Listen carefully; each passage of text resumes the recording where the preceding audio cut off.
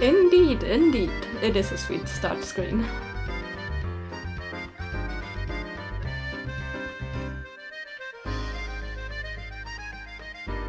I'm alright, I'm gonna say. Not the best, not the worst, but meh.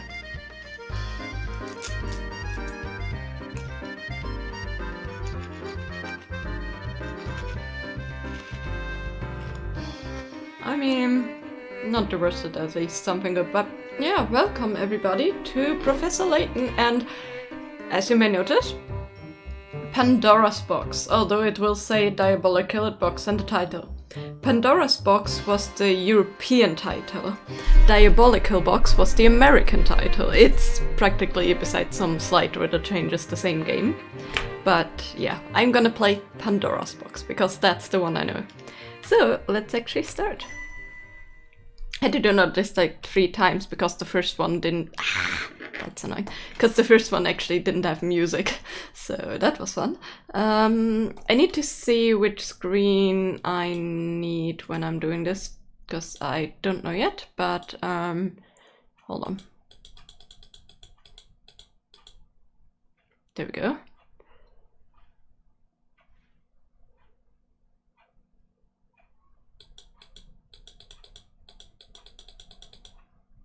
And there we go. That should help. Okay.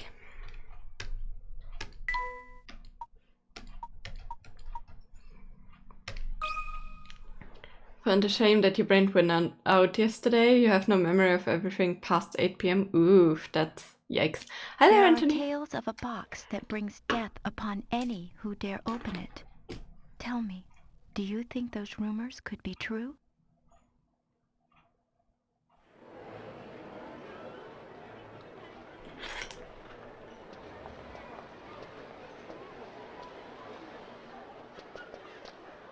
Hey, look, there it is!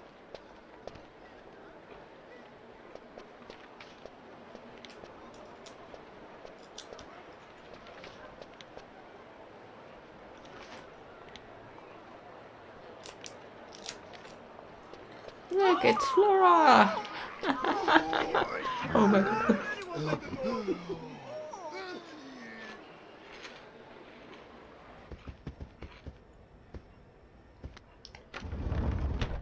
Now this is what I call deluxe. Just look at this room! Yes, I can certainly see why some call the Molenteri Express a cruise ship on rails. This sofa's great! Now, don't forget, Luke. A gentleman pays attention to his manners. Gonna fix the missing every setting. script in a bit.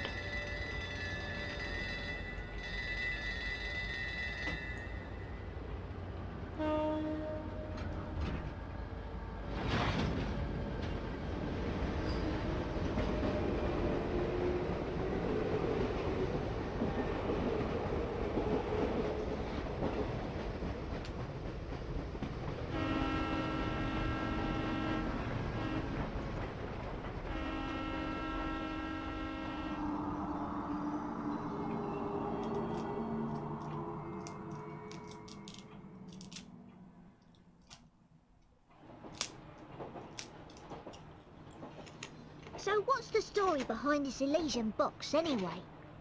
All who open it die? Sounds awfully fishy to me. Perhaps so, but we've seen it happen with our very own eyes. The answer is out there, Luke, but I just need to find it. We will. I know it.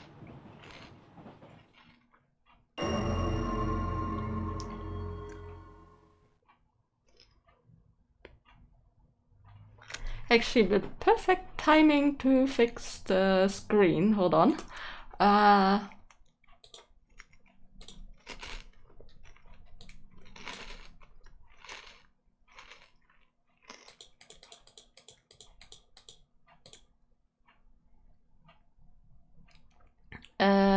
Okay, that's interesting. It inherently cuts it off there, so I cannot actually do anything. Or can I? No. Can I cut it more? I cannot actually.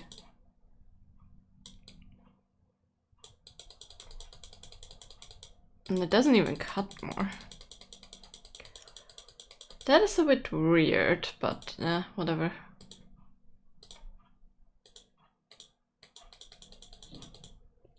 Let me move it a little. Nothing I could do there. Either way, let's start the Elysian box.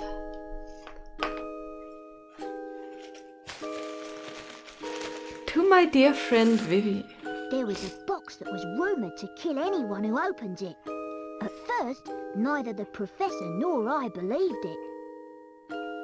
But all that changed with the arrival of a single letter. A few days earlier. Luke, have a look here.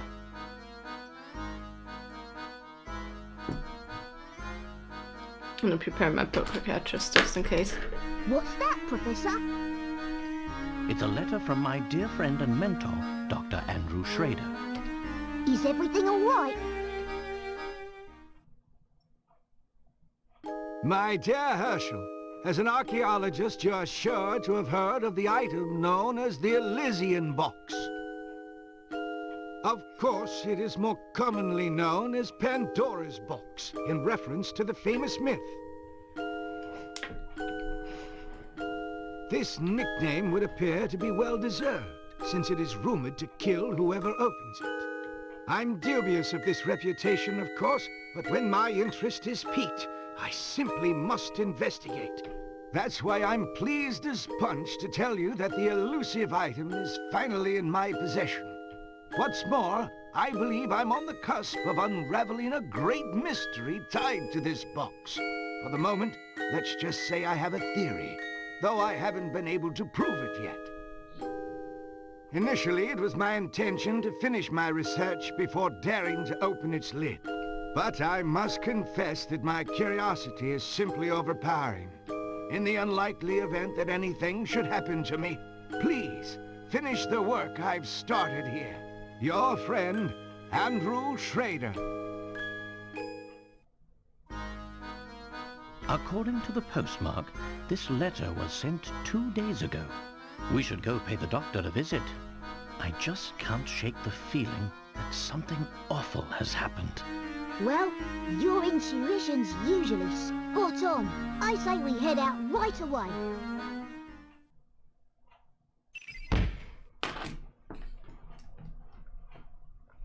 Give me a second to have a look at something. There we go. Needed to equip my Layton head. I forgot about that. The Elysian box is an antique said to bring death upon anyone who dared open its lid. According to rumors, the box has already claimed many lives and is known as Pandora's box. In many parts of the world, could such a dark rumor be true? Luke, before we go, would you be so kind as to fetch my car keys? Yes.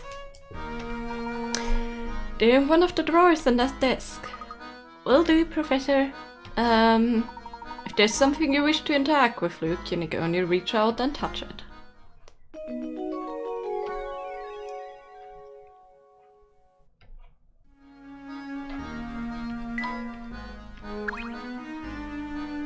Oh, here they are, Professor. You got Layton's keys. Many thanks, Luke. Now let's get moving. Yes, we do know how to move about. I'm gonna ignore that. Okay, I don't think there's any hint coins here yet. No hint coins yet. Okay, well, let's move them. That's the way, my boy. One can't investigate properly without first doing a lot of legwork, as they say. Couldn't agree more, Professor. Now shall we head off? I love how his door even has a plug for his head, and then we have just a teacup for the other person that is next to it. Look, before we set out, it would be wiser of us to confirm the location of the doctor's flat. During one of his visits some time ago, he was kind enough to leave me a map of his home. The map itself, however, is a rather unusual piece of cartography. Look here. Yep, it's a riddle. Oh, how clever! The map itself is a puzzle. Professor, do you mind if I take a crack at it? I just know I can solve this one. Of course, Luke my bong. So, puzzle number 1. Several pieces have been cut.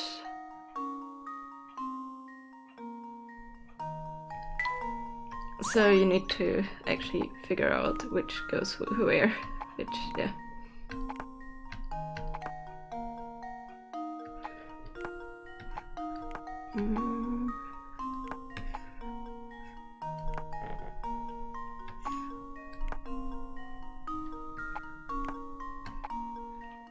Because this one won't work, if I remember correctly. Something like... that seems right. Love that, the hat, nice, especially with the tip of the tape peeking out sometimes. Yeah, it peeks out when I move my head left and right. It's quite cute. I mean, it's behind the head, so it makes sense, you know, it fits. Just my ears being a bit not fitting, but nah.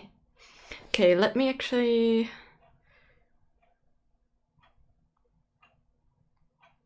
buy some Pokeballs.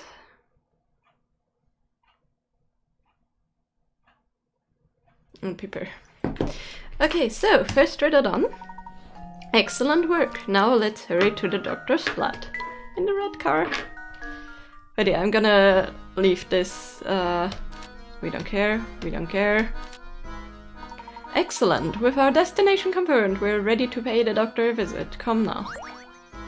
Of course, the other screen is small, but I think this is better than nothing. Just the riddle text. Look at this red car. It's so cute.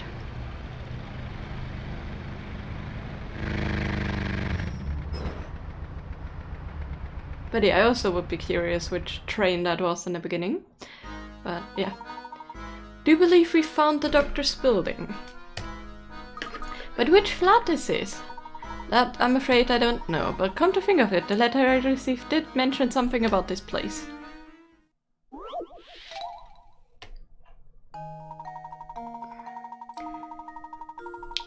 In the morning I often wake up to the sound of music drifting from the nearby flat. Looking out, I spy a flag fluttering gently outside my window. I take a single sip of tea and turn my attention to the morning sun. Not many flats in London have a view of the sunrise anymore. I mean, he sees the flat, so it's likely this one.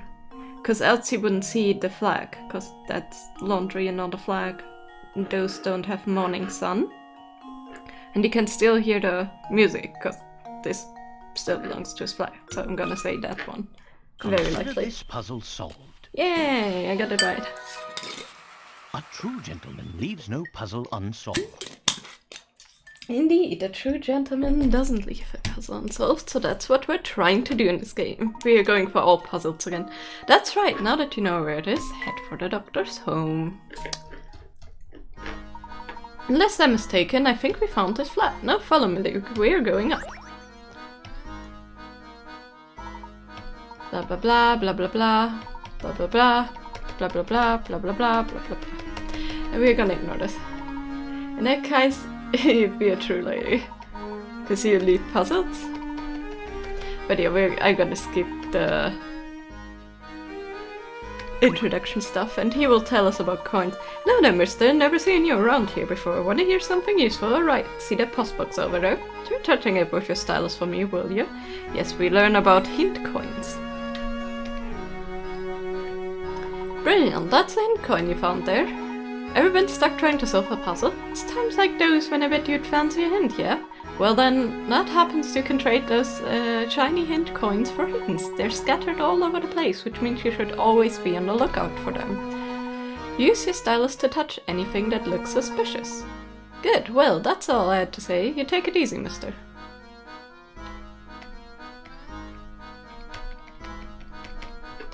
Okay. So the thing is, there should be like 3 in each area, technically, canonically. And there they are. That's actually good.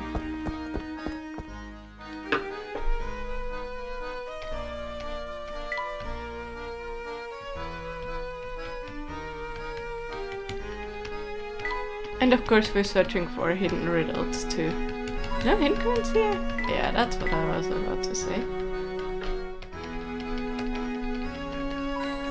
we go. Not a lamp socket. Okay, well, weird.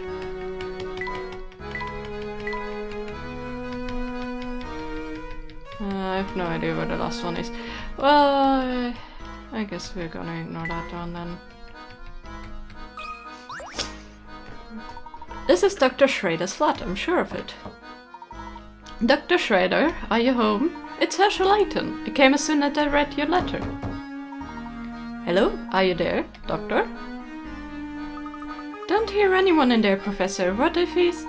It's no time for idle speculations. Look, we must get this door open first. It seems to be locked.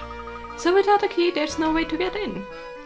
Ah, of course. How could I have forgotten? The keys were enclosed in the envelope along with the doctor's letter to me.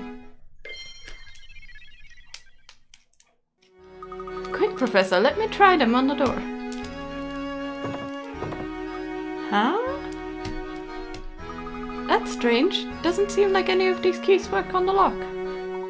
Luke, don't you see? The doctor has set us yet another puzzle to solve. Puzzle 3. Which key? And that rhymes. I know the solution to this, so which one do you guys think it is? Like with all of these, I let you guys riddle with me, of course, because else it wouldn't be as much fun.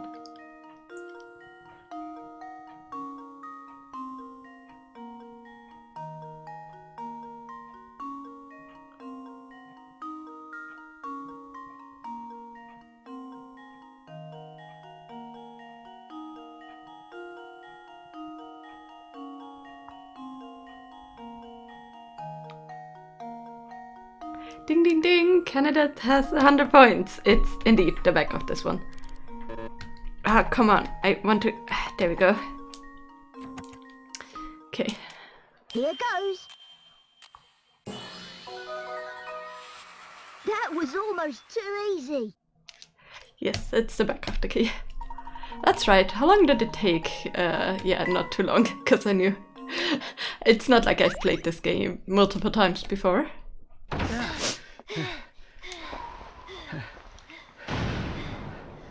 Oh. Professor! Yeah.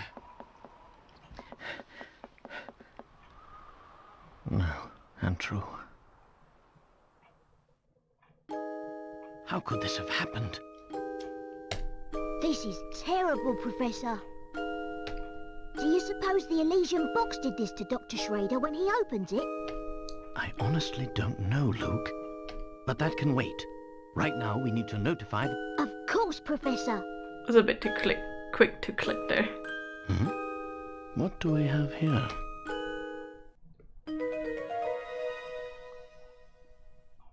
A train ticket for the Moulintary Express. Look at this, Professor. There's no destination written on the ticket.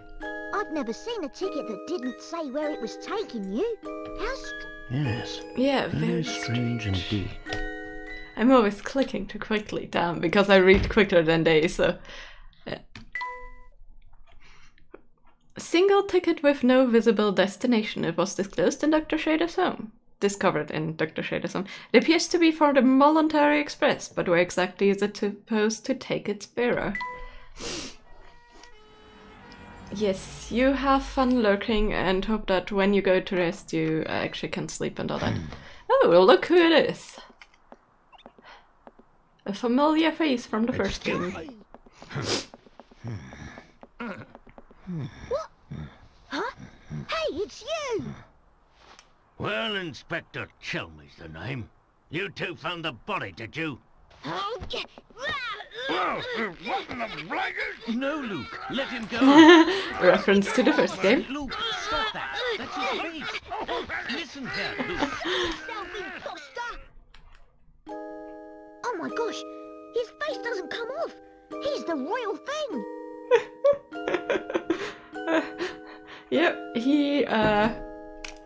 He's the real inspector.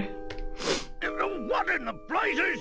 That's my face, not some piece of taffy. I'm so sorry, sir. I didn't mean it. We're sure we had another imposter on our hands. What in the world is this child talking about? I swear, young ones these days have no manners. Yeah, that is because of the previous game where it wasn't him, it was Don Paolo who actually played him, so he never was,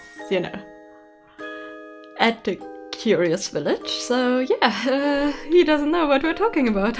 My apologies for the confusion. Allow me to introduce myself. My name is Layton. I'm a professor of archaeology at Gressenheller University. And I'm his apprentice, Luke. Interesting.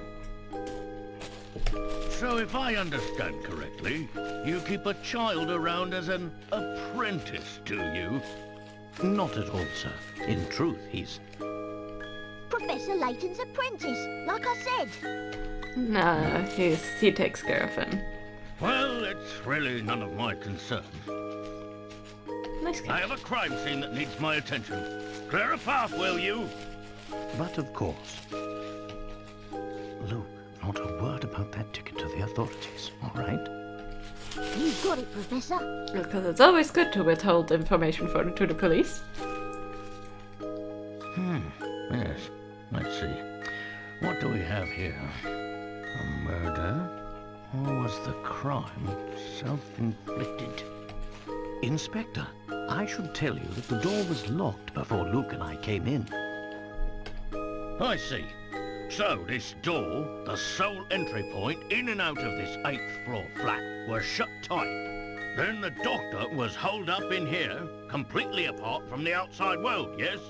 Yes. That being the case, yes, I'm sure of it. The old gent must have suffered a heart attack. Sure. What? How did you come to that conclusion, sir? If that occurred now Use before your you noodle, laddie.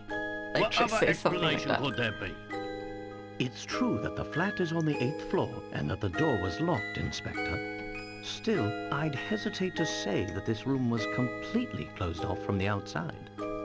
Is that so? Please elaborate. Isn't it obvious? There's something quite unusual about our crime scene that's been overlooked. Eh? It's as plain as the nose on your face, Inspector. I suppose you academics think your fancy degrees prepare you to play detective, eh? I tell you, nowadays, it seems like everybody and their mum thinks they can do my job. Now, as I was saying, the Yes, they cause of probably death was can. heart failure, plain and simple. And there's what caused it.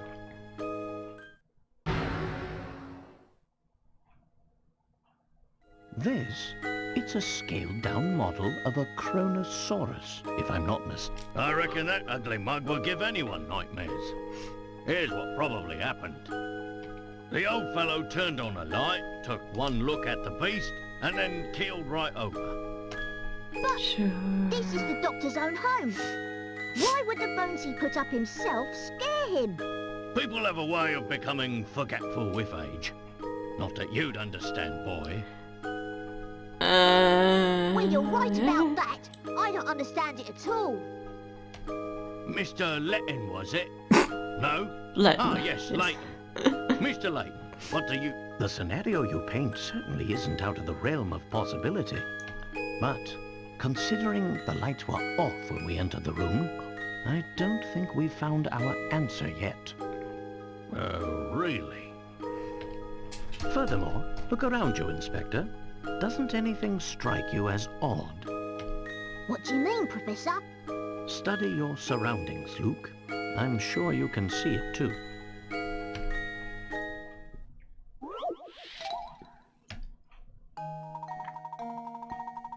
You have that the doctor's flat is on the 8th floor and that the door was securely locked, you might think that there was no way in or out of this room. However, a single suspicious detail provides a clue as to what on here. Look in all 4 directions and examine the room carefully. When you think you found the telltale details, circle with the stylus and touch submit.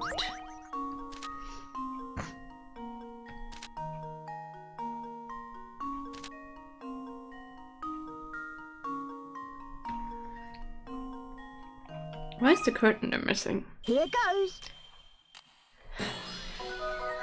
I totally don't remember. But hey. For some reason part of the curtain has been ripped clean off. What could have happened here? Of course! This window is missing a curtain. So it is. But what exactly does this have to do with my crime scene?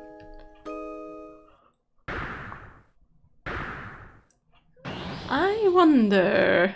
It means someone exited the building through this window, and I'll bet they're our culprit.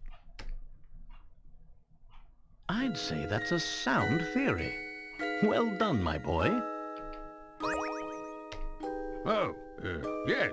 Sound as a pound. I was just about to propose the same idea myself. Sure... Shh, Luke, listen. I don't believe our friend the inspector will be of much help to us. What say you and I conduct a little investigation of our own? Professor, look! There's something in Dr. Schrader's hand. Yay, a puzzle!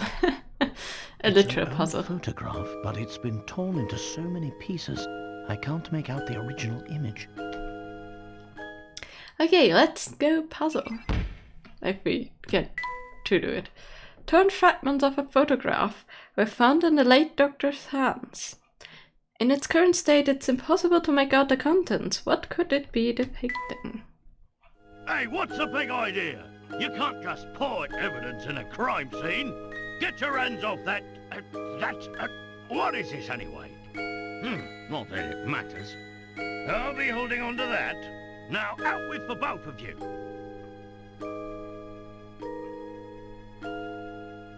Sure. Yeah, Inspector told me and of course confiscated it.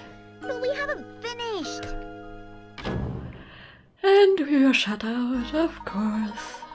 Dr. Schrader indicated that he was in possession of the illusion box. There was nothing resembling such an artifact in his home. Maybe the person who did this to him was after the box.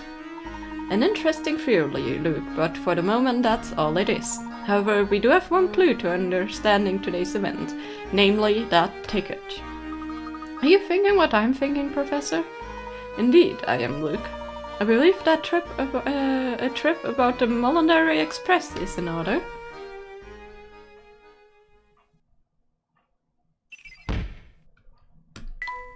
Somebody managed to steal the illusion box from Dr. Schrader's home without leaving behind a single implicating clue. Who could have made it off with the box? And who murdered the professor for it? Do you suspect we'll find the key to unlocking this mystery on the train? Dr. Schrader did his best to point us toward the Monetary Express, should something happen to him. Sure as fog on a London morning, I know that this train will lead us to the answer we seek. Oops, that was Layton, not Luke. But yeah. Professor Layton and Luke sped away from the city, unaware of the secrets that awaited them down those iron tracks.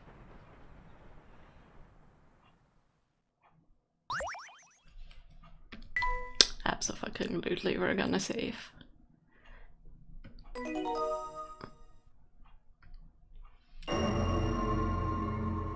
The legendary Monetary Express. Here's another picture of the train. Definitely an interesting shape. Gosh, just look at this place, Professor. It's so posh, I feel I should be wearing a monocle. Quite so, Luke. Even fixture and fitting is the very height of decadence. I'd wager the rest of the train is just as grand. How about a little exploration?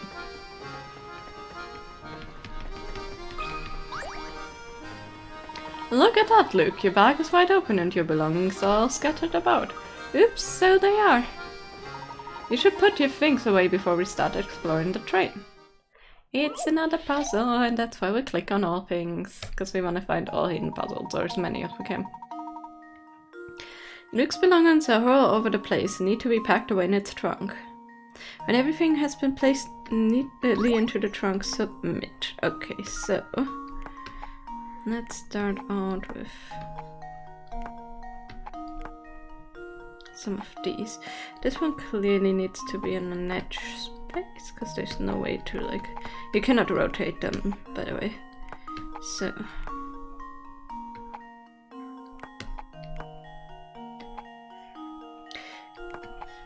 Luke boy, why do you have a pan?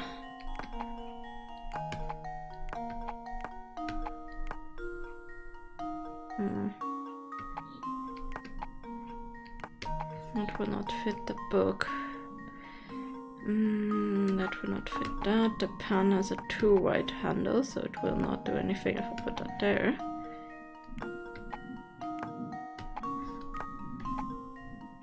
The teddy will not fit. I guess maybe. Then we have no space for that thing.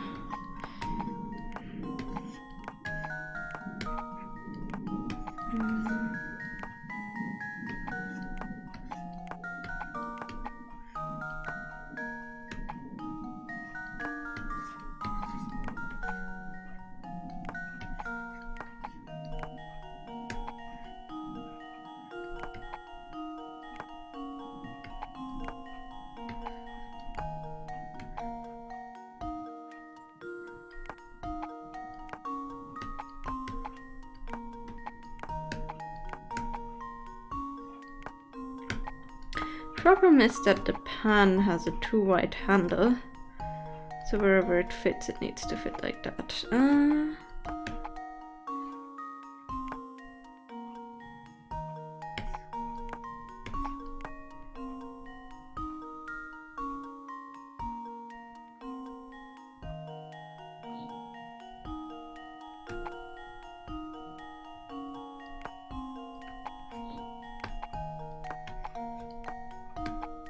Wherever he has a boomerang, by the way.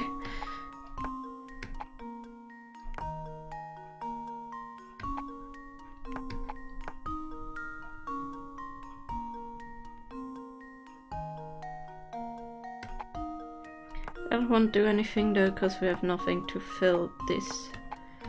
So probably maybe like this.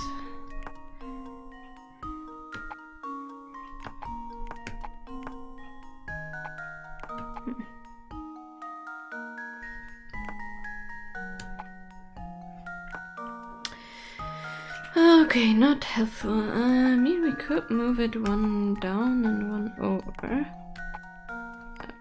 Then we won't have that thing to fill in.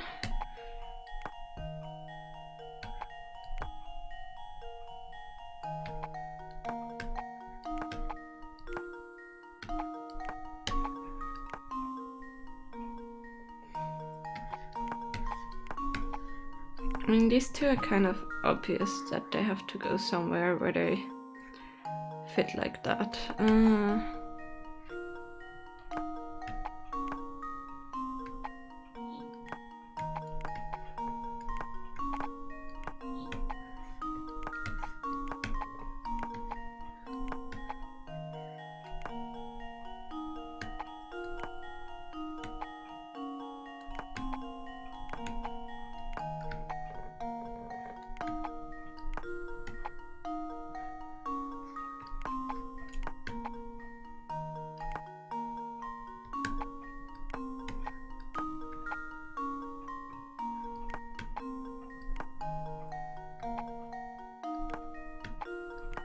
Close, but not close enough.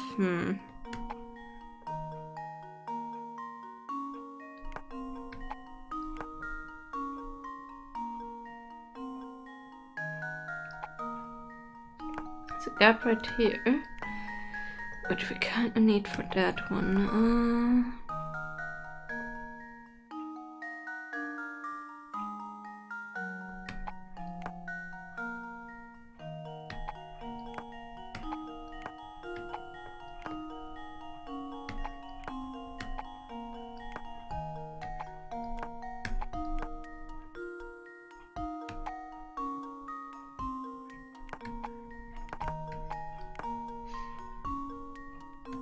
I mean, these two seem to be kind of obvious because there's no like real way of putting them anywhere else without, you know, having trouble to fill them in.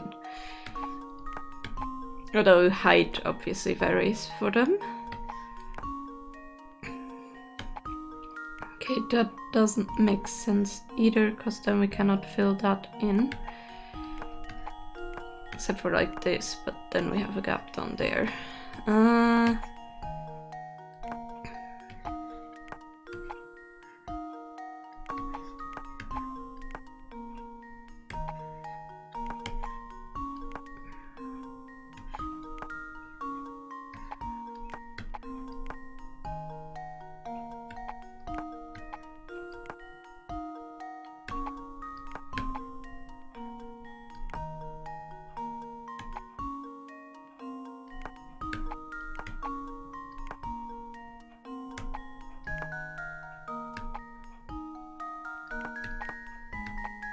Problem is the pan.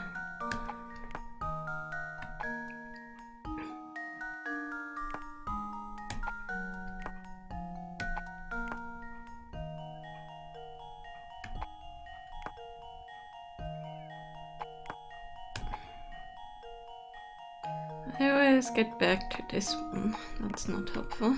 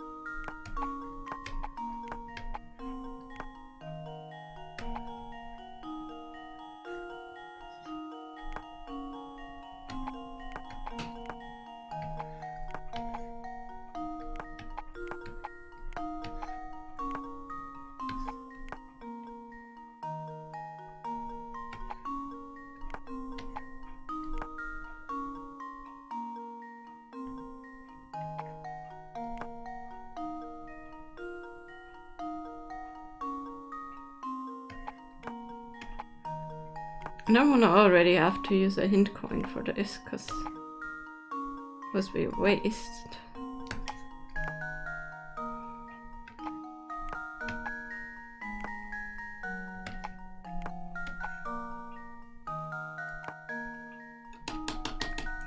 Damn it.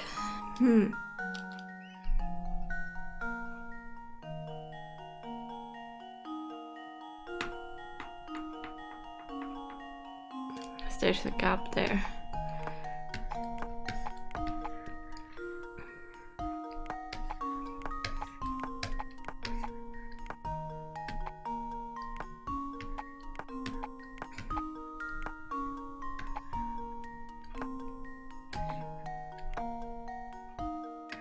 Work.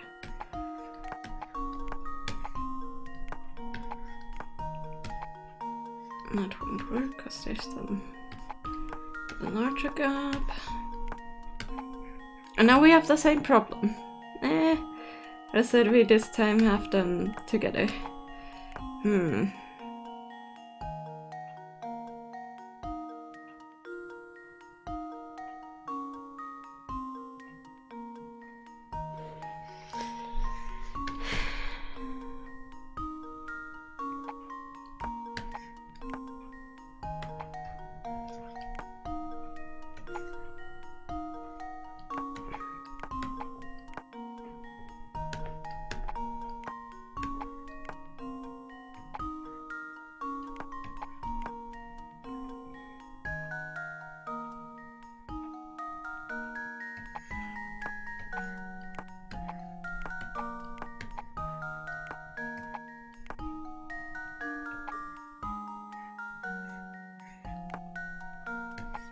It cannot leave any gaps, so... Like, for example, the book doesn't leave any gaps.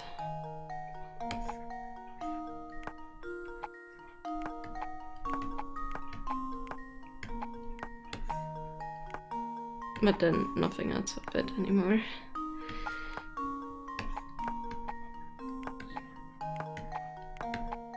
And technically anything goes on the underside or overside. It's just that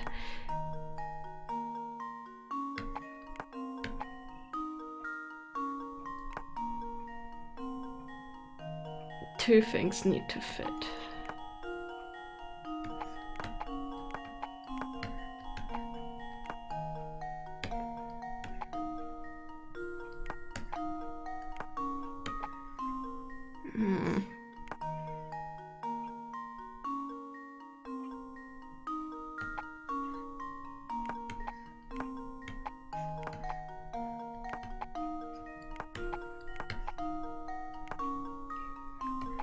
This will definitely not go there.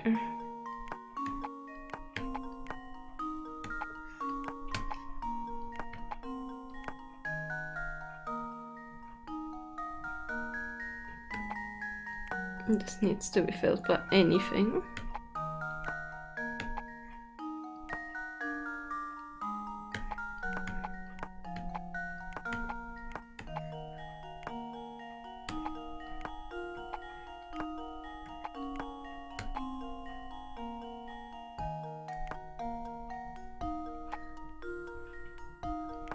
Hi there! Welcome, Mr. Cowboy Girl. I'm doing okay, hope you're doing well too. I'm just stuck on this riddle.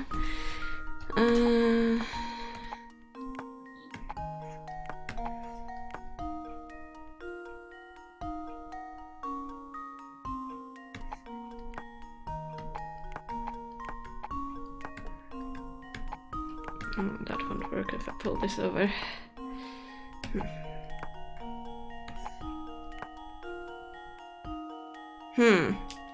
Nope, that's not it either.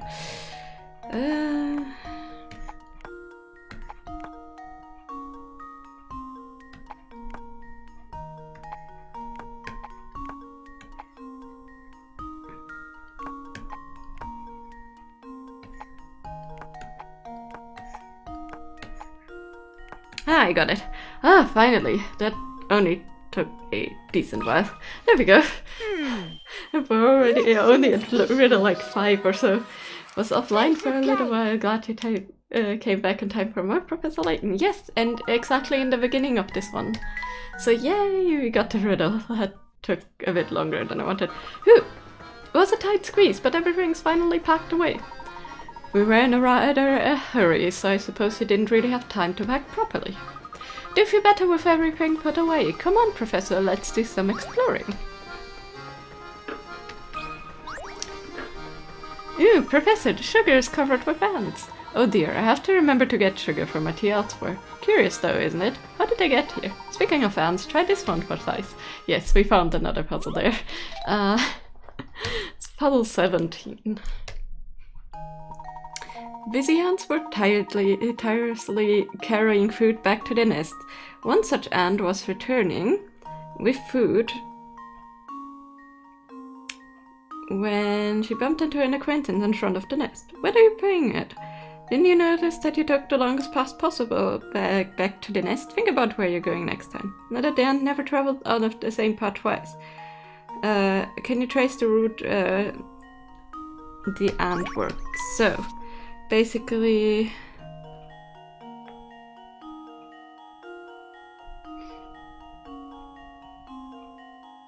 it must have been a long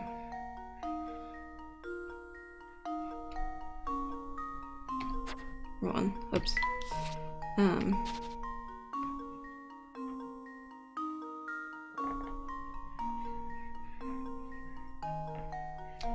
I think this.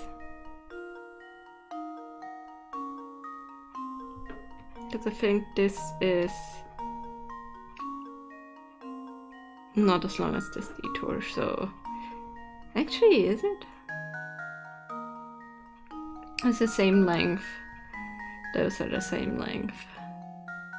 I think that might be it.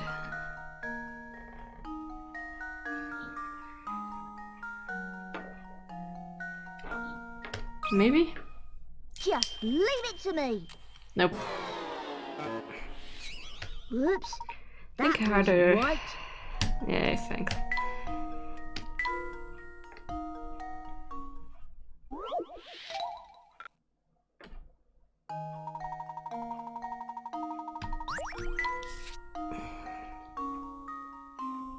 Thing is, if we go here, we cannot do any other, like, I guess.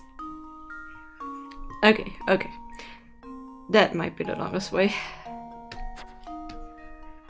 Nah.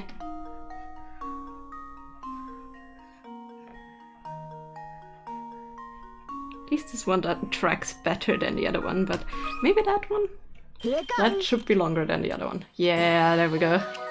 Well, it's okay, we That lose was some Picard. almost too easy. Perhaps the heavy lifting kept this little ant from thinking about her path home. If only she thought about where she was going, she could have saved herself a lot of walking. Yes, 'cause the other paths don't cross over. You've got it, my boy. Well, I'm not a fan of ants and my sugar, you have to admit they are quite amazing creatures. Maybe it's because even the sugar in the Military Express is extra fancy. Ha, I'm sure those ants are genuine sugar connoisseurs. And of course we're searching for hint coins. Whatever this picture is. That's all the hint coins. And I think that's it with the riddles in this one. Remember, Luke, we're here to find the Elysian box, so don't get too sidetracked. You didn't have to tell me twice, Professor. Now why don't we start with investigating the train? Let's investigate the Military Express.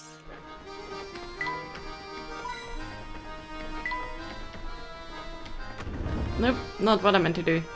No. Yes, I suppose these accommodations will do. I do hope my darling boy will be pleased. She's the one they tried to force into the train. I believe it's dinner time for my sweet baby.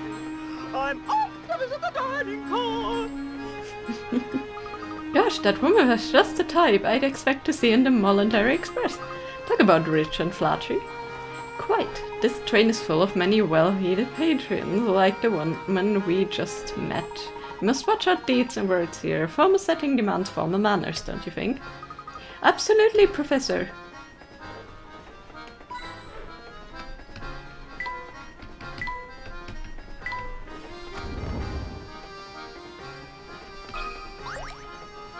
We're gonna go back and talk to the other lady. Just look at the craftsmanship on this picture, Luke. I'm almost certain it was handmade. Who knew that something this ordinary as a picture could be so fancy?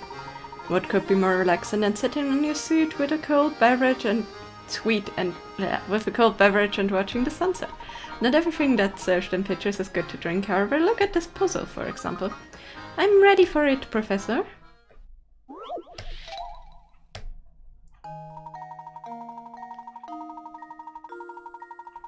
Two men known here as 1 and 2 are playing a strange game. First, both men put their empty pitchers on the table. Next, the judge brings a pitcher filled with vinegar and places it in either spot A or spot B. The judge then starts lifting the vinegar from one pitcher to any adjacent pitcher over and over. After moving the liquid 55 times, the owner of the vinegar-filled pitcher must down it in one. Ugh. If you were the judge and secretly wanted 2 to drink the vinegar, would you place the pitcher down in spot A or spot B?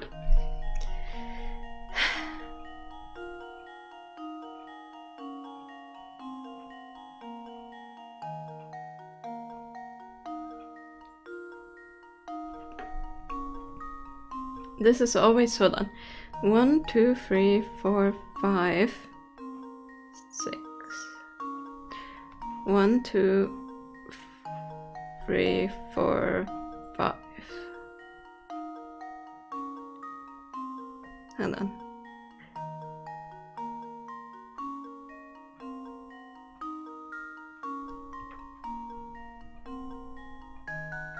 One, 2, 3, 4. Okay, so it must be spot B since 1, 2, 3, 4, 5 will always end at 2. With the 5, Here goes. you know. Yeah, there we go.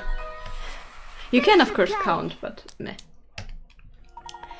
Vinegar changes pitchers 55 times, which is an odd number of pours. Regardless of where you place your pitcher, which pitcher sits in the middle of the tree, you will always contain the vinegar after an odd number of pours.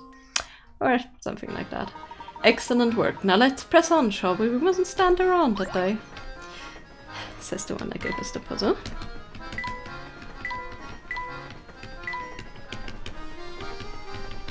No hint coins? fine, no hint coins.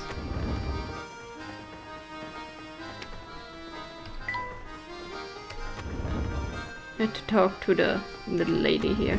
Oops, that was ours. That wasn't what I wanted.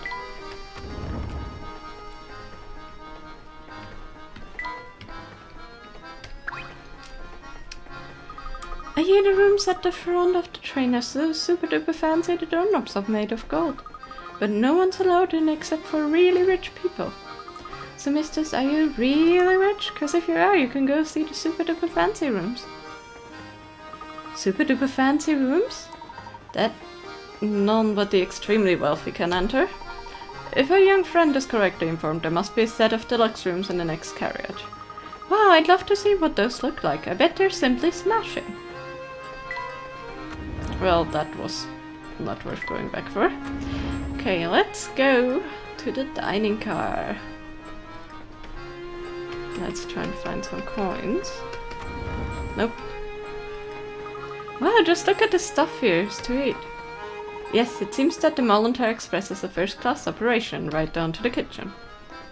Oh my, passengers in the kitchen, I'm sorry, but we just can't have that. Those dirty clothes of yours probably violate all sorts of health regulations, you know. Why, I have to know, you know that there's nothing at all dirty about our clothes.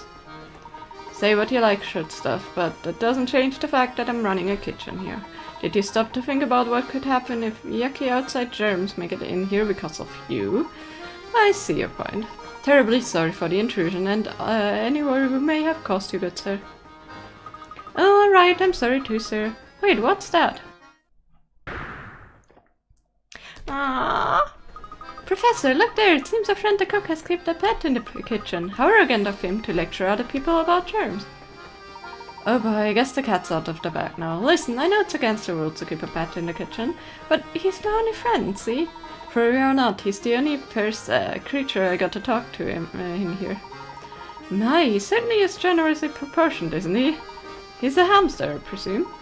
Of course he's a hamster. Their quiet dignity makes them the noblest of all creatures. When I first started working here, I needed someone to keep me company, so I bought him.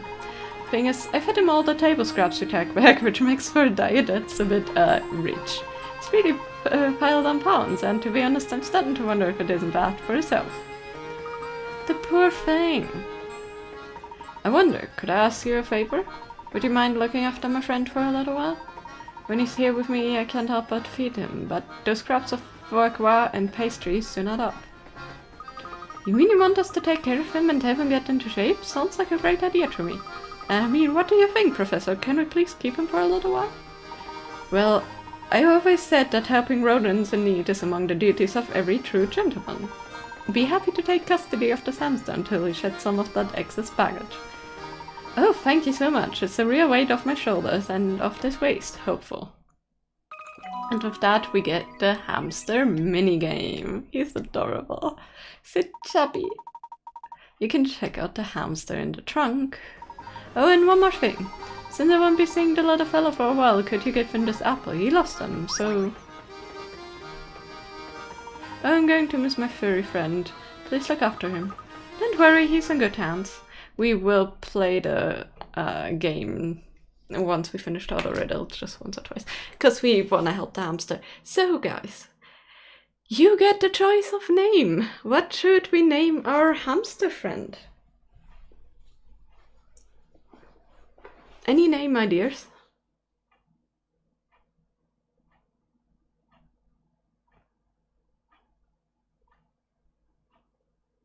I don't think it needs the apple very soon. No, it's shaped like an apple itself. Poor little hamster is... Sniffles, that sounds kind of cute.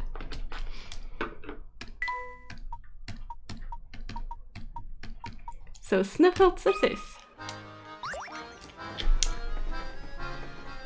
Lucas named the portly hamster Sniffles. Okay, little chap, from now on anywhere I go, you go too. Squeak, squeak, squeak. Ha, it appears that your way with animals has earned you in your friend league. I think so too, Professor.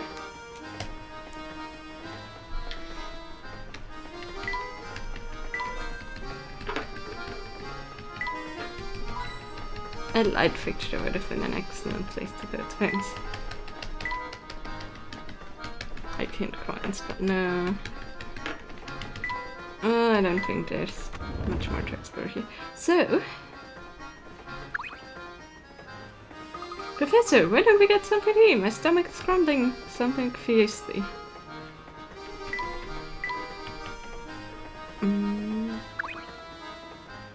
Yeah, I meant to click on the person, but I guess, you know.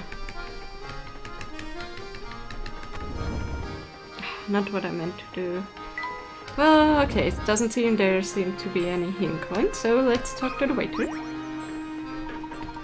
I'm dreadfully sorry, sir. I'm afraid all the seats in our fine establishment are taken right now. What a pity. Indeed it is, sir. But while you're waiting for your table, may I interest you in a puzzle? Sure. 3 puzzles served? As an entree? 4 couples sit in a crowded dining car. All diners are sitting next to or across from their partners. The Jones are sitting by the aisle. The master showed Mr. O'Connor sitting next to his wife. Mr. Lambert is sitting opposite his wife. He's in the information above. Can you determine where Mrs. Hartley is sitting? Circle her and touch submit. Okay, so Joneses are sitting by the aisle. There's only one dude that seems to be mustached.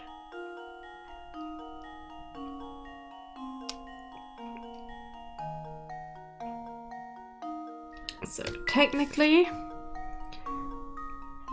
this is O'Connor with his wife.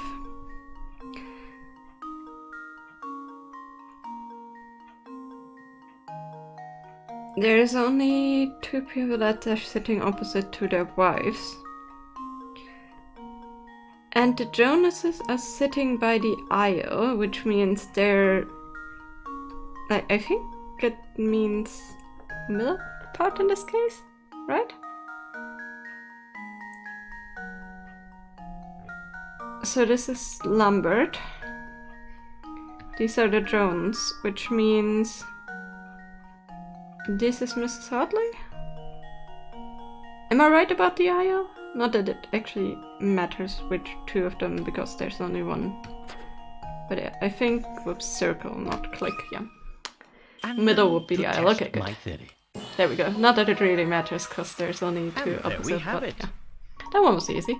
Mustache showed Mr. Connor sitting next to his wife, so all the people on the left must be sitting next to their spouse. Mr. Lambert is sitting opposite his wife, so must be sitting at the right-hand table. The Jones are sitting by the aisle, so they must be C and G. That leaves E and F as the Hartleys. But yeah, good to know that the middle is the aisle. That's exactly right, sirs. They say that nothing whets the appetite like a hearty puzzle. Oh, and it appears the table has just become available. Allow me just a moment to tidy it up, then I will be happy to escort you to your seats. Great, I'm starving. Oh, good, our table's finally ready. We'll just be taking our seats then. Madam, please wait just a moment. In truth, these passengers have been waiting long. Nonsense! We'll not hear another word of this. You take these people before us? We are insulted. I do apologize, madam. It's simply that these gentlemen were here before you. We will not be keeping waiting, do you understand? Not a single second. Now out of our way. Madam. Poor waiter. Talk about pushy. I do apologize, sirs. There's a lovely observatory deck on the last carriage of the train. Please feel free to rest there for a few minutes while I prepare a new table for you. Maintaining one's composure while dealing with difficult customers is truly admirable. Come on, Luke. Let's give him some breathing room. We'll take a look at the deck and return to the dining car later. What a douche. I mean the lady. Okay, so thank you for the stretch. That means I've been playing an hour. It has gone by very, very fast. The story has been going on. And we didn't do much yet. We're still on the train even. But yeah, let's go to the observatory deck. Like, the first 30 minutes were already over while we were in the at the professor's apartment, not even in it, so... Looks like there's no one here at the moment. Let's check again later. Welcome aboard, sirs. May I interest you in a refreshing beverage or a scrumptious snack? Thank you, but I don't think we need any snacks right now. Of course you don't. And I put on my best smile for nothing. Most passengers eat in the dining car. It's so ritzy, I can't say I blame them. With competition like that, it's hard to sell much as a cup of tea. I'm so bored. Got a while until my shift finishes, so help me pass by your time with this puzzle, would you? Sure thing, lady. Ah, yes, it's the... what's the stack called again? From the blue plate on the left to the red plate on the right.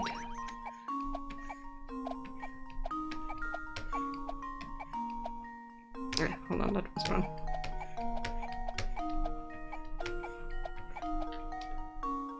We had to actually calculate this algorithm in the university. That was almost The too Tower easy. of... something with H? I always forgot. Ah, Hanoi, there we go. Something with H, I was right. Yes.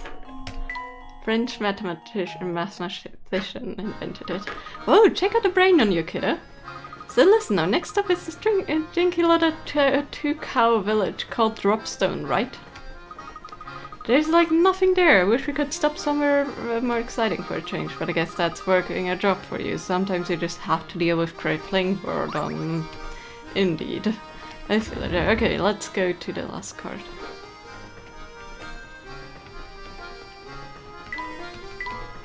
Just checking for him coins. Okay. Oh, look at this!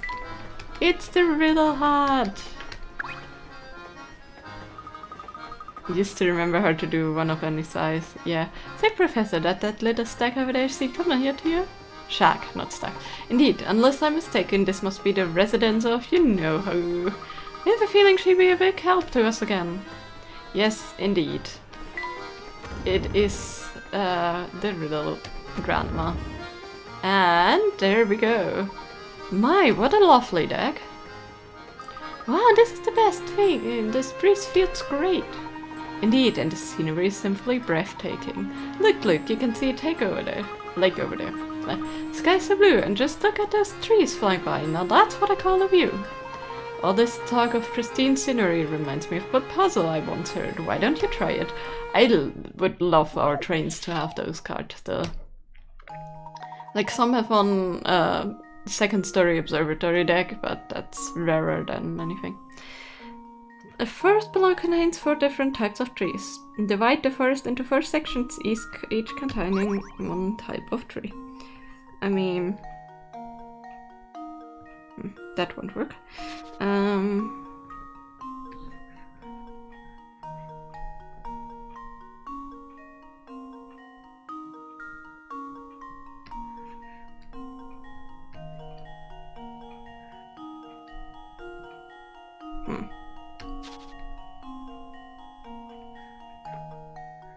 Technically there's no other way to split these because these are separated by those 2. And the pine here, so this technically. And then this. There we go. No, that's not right.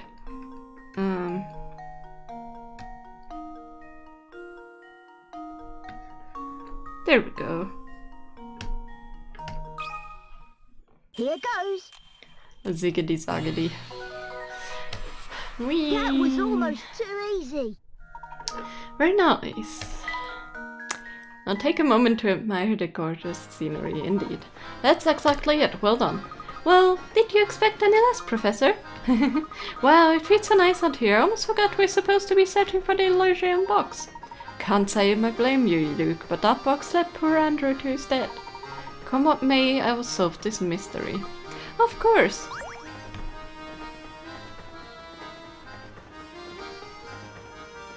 I think we finally have a good grasp of this train layout. It's high time we began our investigation proper. Okay, Professor, let's get to it.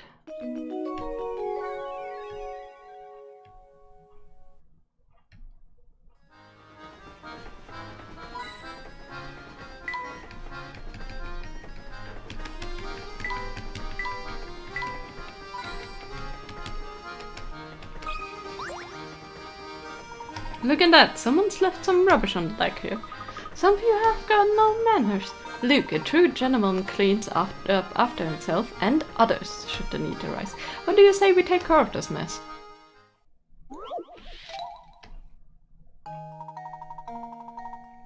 Put the rubbish into the bin where it belongs.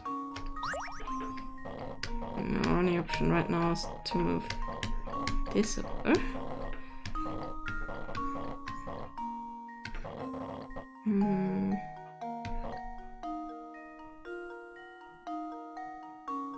Hold on.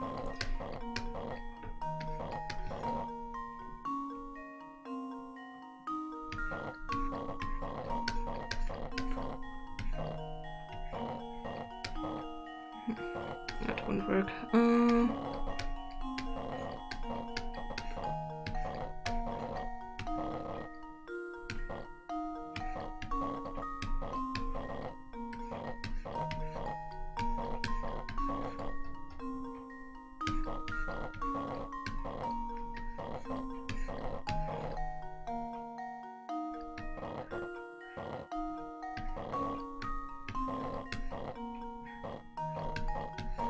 Can we? We can. Okay.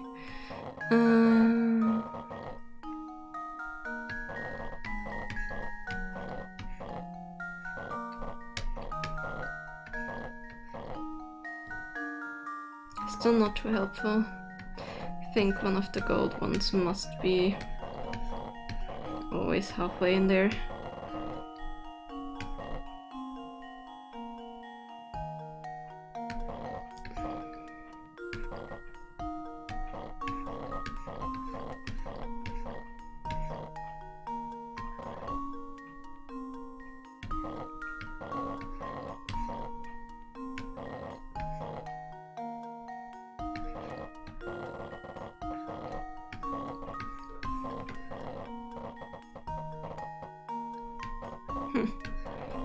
If you could get one of the gold ones in there instead, that would be helpful.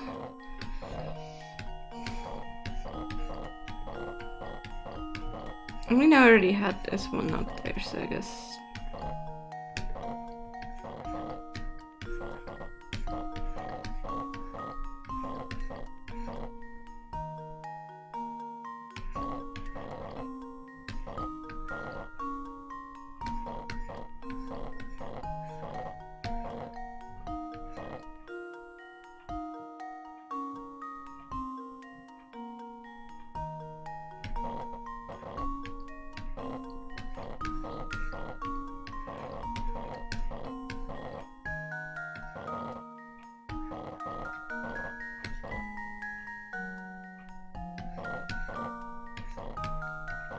I need to restart.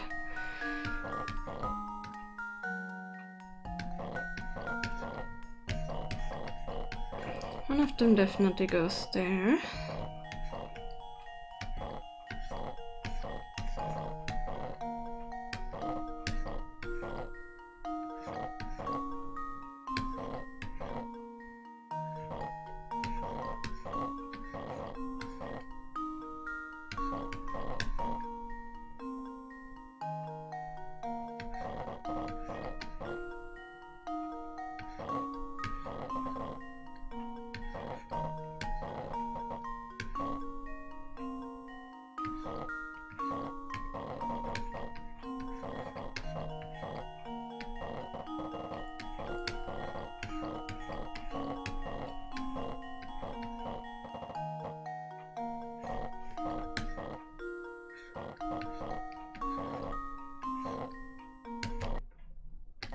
Oops. I clicked out, didn't mean to do that. Okay, I guess like this.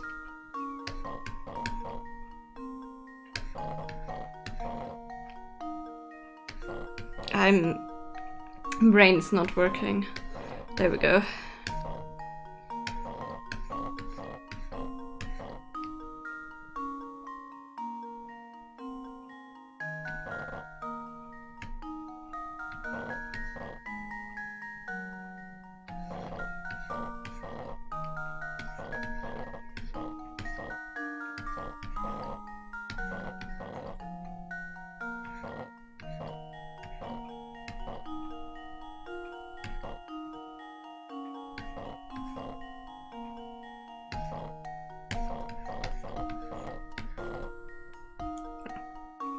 on.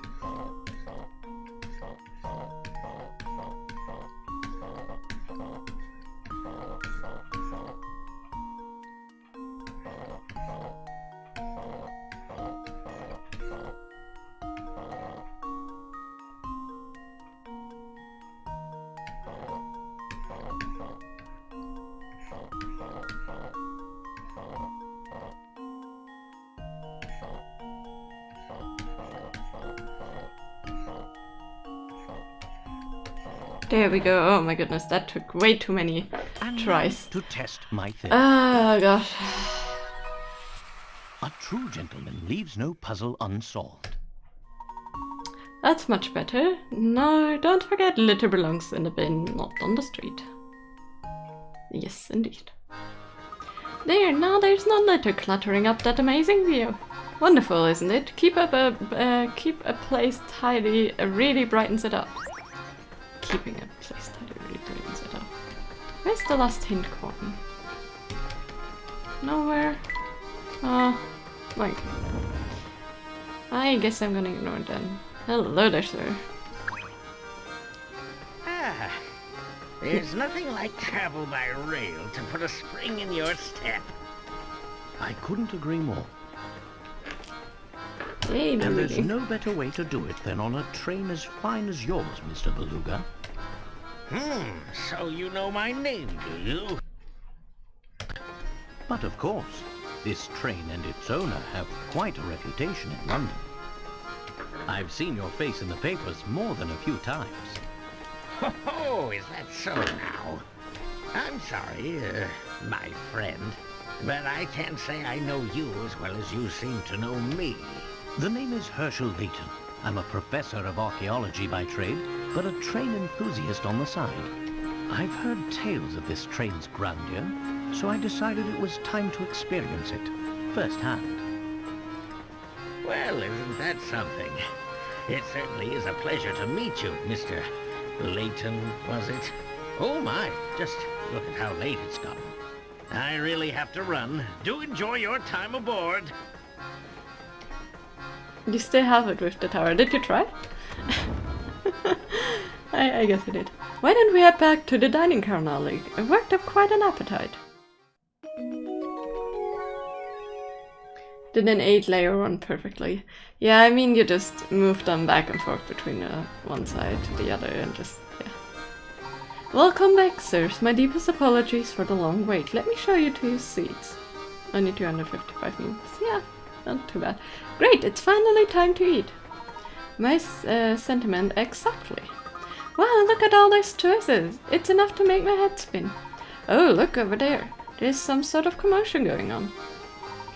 You call this haute cuisine? I call it slop. Are you telling me you serve this to our customers? I make up some more right away, sir. Get that mess out of my sight this instant. But of course, I'm very sorry to have displeased you.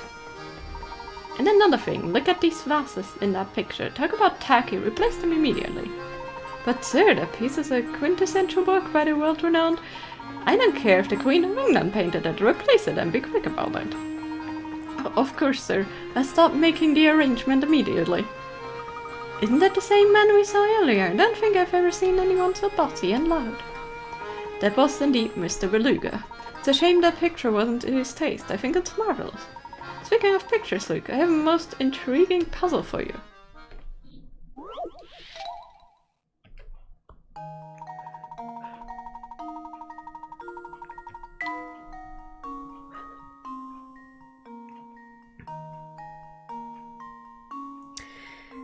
Drawing is made up of curved lines that intersect to create sections. If you want to color the entire canvas so that no section touches a section of the same color, what's the fewest number of colors you can use?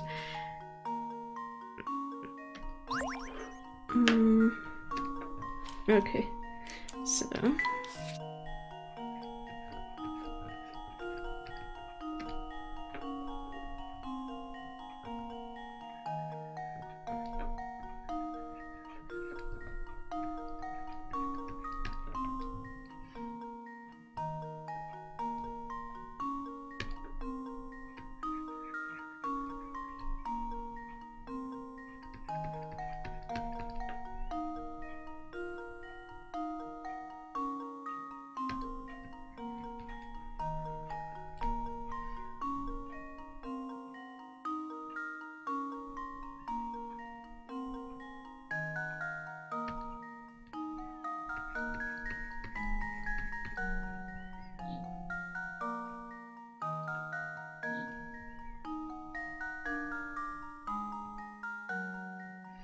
I think it must be 4. Because of this one.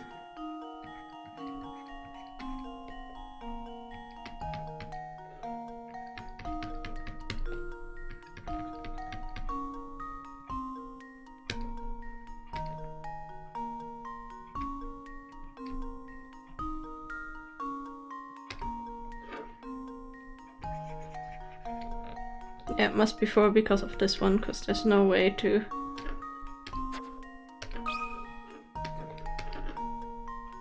This one actually reacts when I enter Just something. leave it to me. What? Not 4? Well, I'm stumped.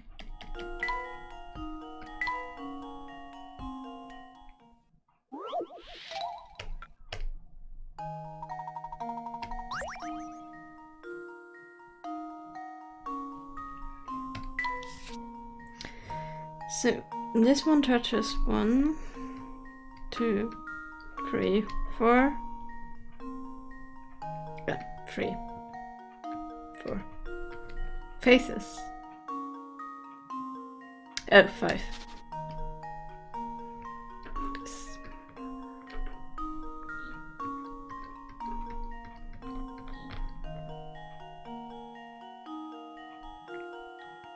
Technically a dot can go here though. A line can go here. Squiggly can go here, so 3, right?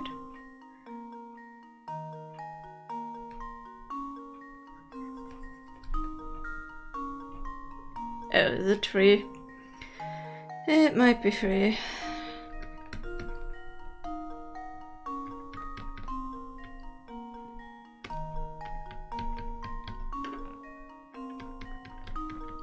I think it's 3, not 4.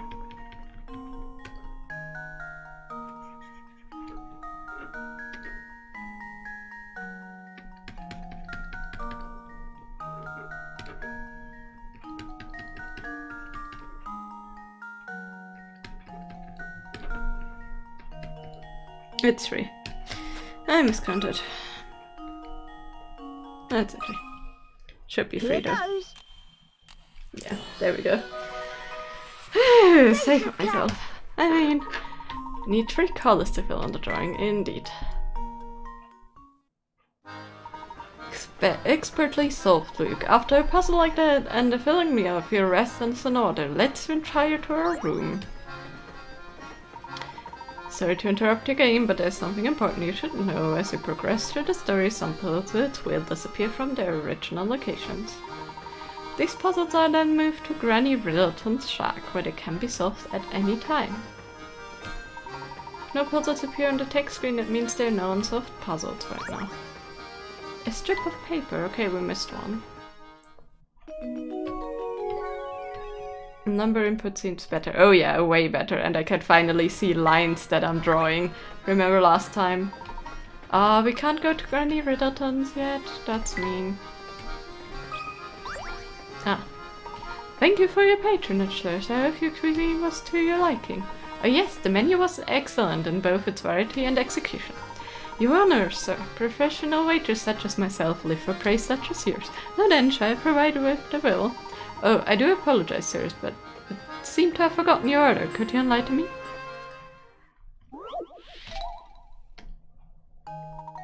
Look, are you sure you can really eat all that? You put in quite an order there. No problem, Professor. I could clean my plate and still have room for more. It's no wonder the professor is concerned as Luke ordered cost twice what his own did. Below you can see all the items the two ordered, along with the prices. Touch the prices of items that Luke ordered.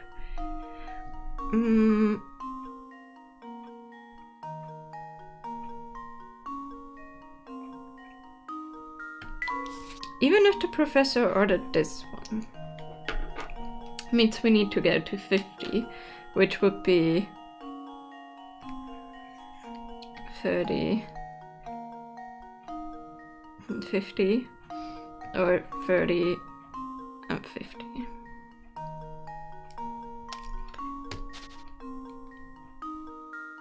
So let's say he chose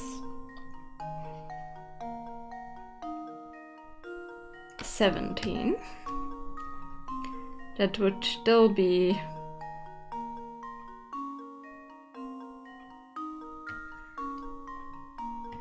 43.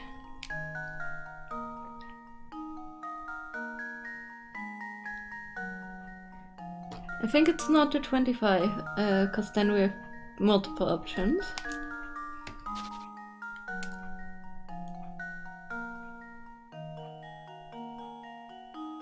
Of 16 we can't do. Because that's 32.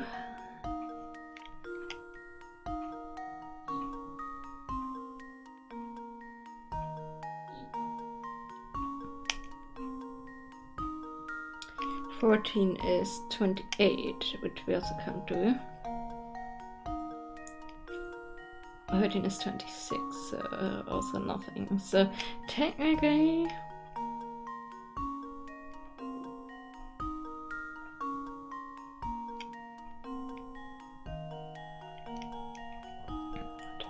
six.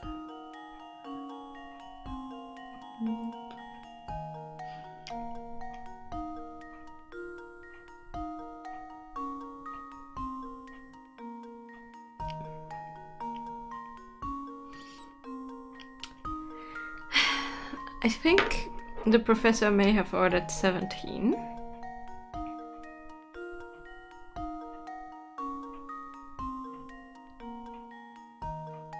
And Luke ordered... No, that's 34. Hold on. What did I... 17, 34. So these 20, 34. So I think he ordered these three, because with this one there's multiple options. So I think it's these three. This should do the trick. No? Well, I suppose that's one possibility eliminated.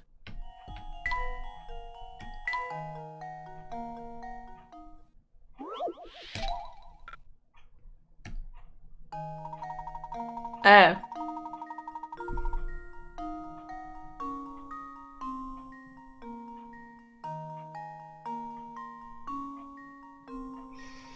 Oh. Yeah, makes sense. Because it's all of the things they ordered. Yeah, okay, so... What is this in total? 20... 50... 80... 105.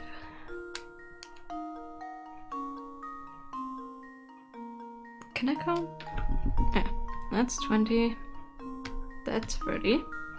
It's 30. 70, 95. 105. No. Yeah, 105. So 105 divided by 3.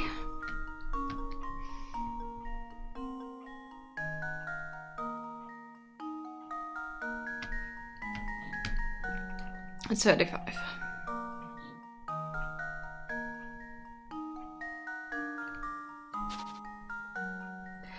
Which we can get with...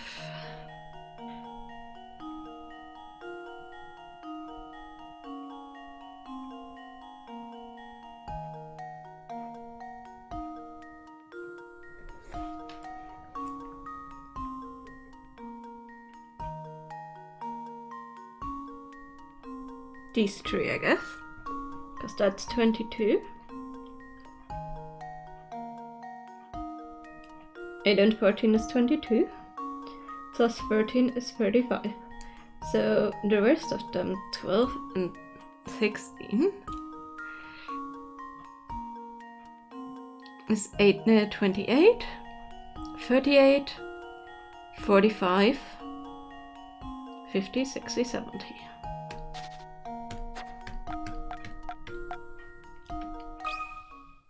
And now to test my theory. There we go. Yeah, if you read properly and know that you need to use all of them, it's actually quite simple. Okay. I think I did the same thing wrong when I played it casually, but it's in pounds, yeah. Okay, apparently Luke ate everything. Wow.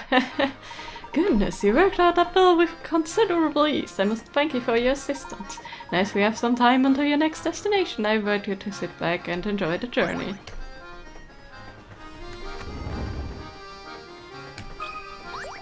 Of course he has a riddle. Phew, that was bad even for Mr. Beluga. You mean he always blows up at you like that?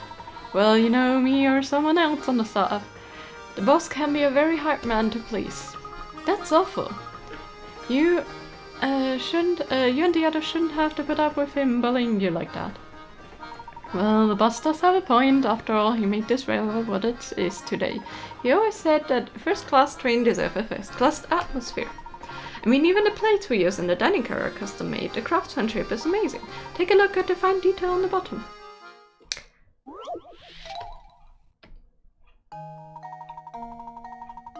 The plate in front of you bears the mark made of two equilateral triangles on the inside and on the outside.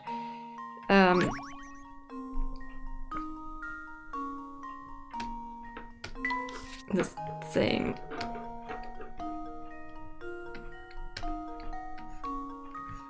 Look, we have a Triforce. It's 4 times bigger.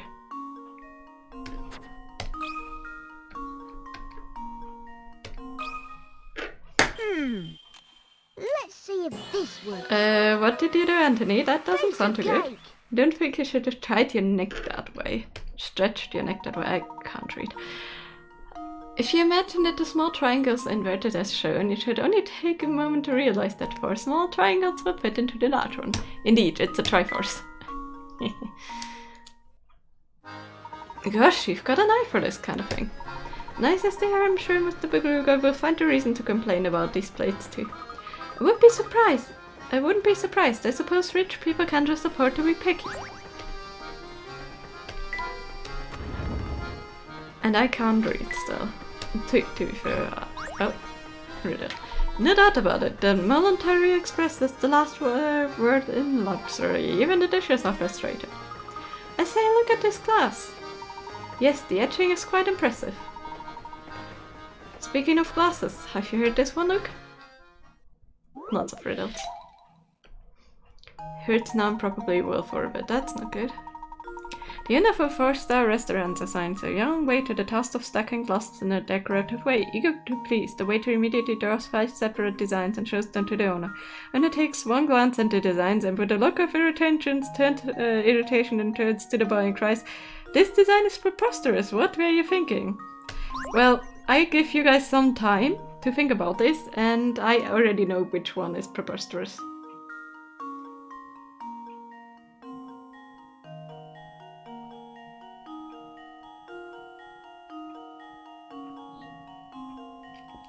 So, which one is the bad design?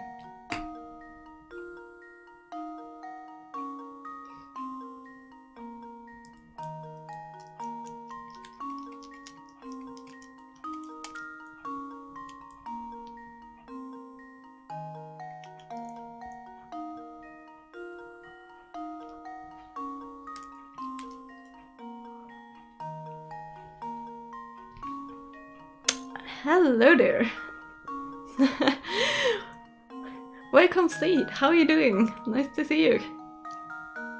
You're saying E. I'm saying try again.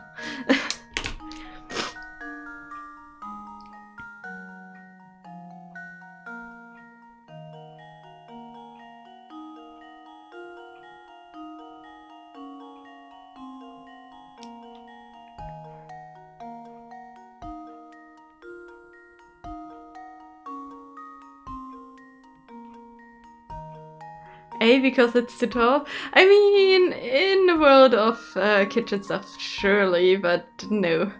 There's a very, very obvious, unobvious reason why one of them doesn't work.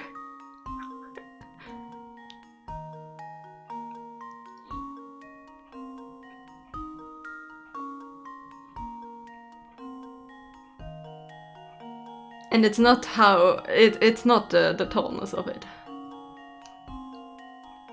Nope.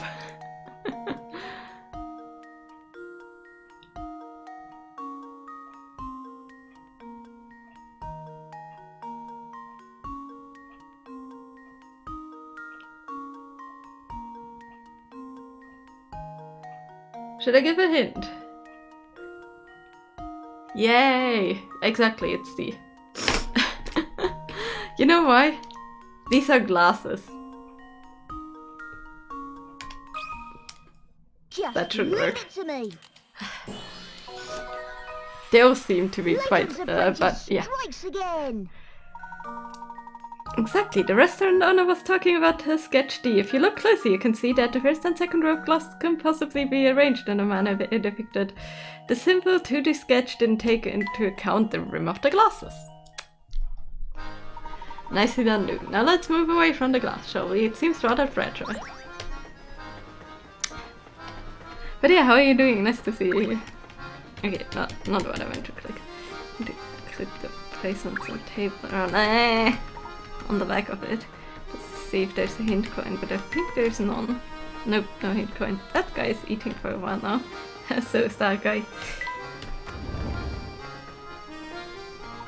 Now what do we have here?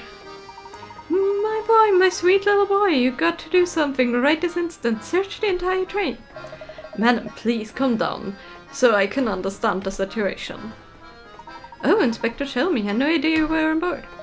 Well, if it isn't Mr. Layton, what are the chances, eh? Well, enough small talk. I have other matters to attend to, namely a missing child. Seems this woman's child had gone off somewhere. Don't suppose you've seen him around? No, I don't believe I've seen any young boys. My little boy wandered off and he hasn't returned yet. I'm simply at my wit's end worrying about him. Gentlemen, I demand that you drop whatever it is you're doing and help me find my boy. She's been going on like this from the moment I walked in.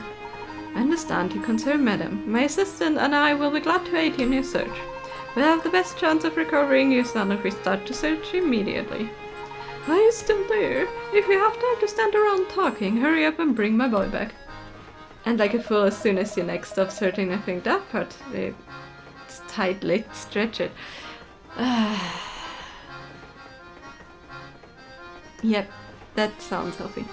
Seems the only clues we have to go on are this shoe and the tiger left behind in his name, Tom. Tried to squeeze more details out of the woman, but it's useless. She kept demanding I search the place. Look at this cute tiny boot. This is one of Tom's shoes? It's positively tiny, isn't it? Yes, I find it quite curious myself. Look, very puzzling indeed. Didn't think children with feet that size could even walk. Indeed.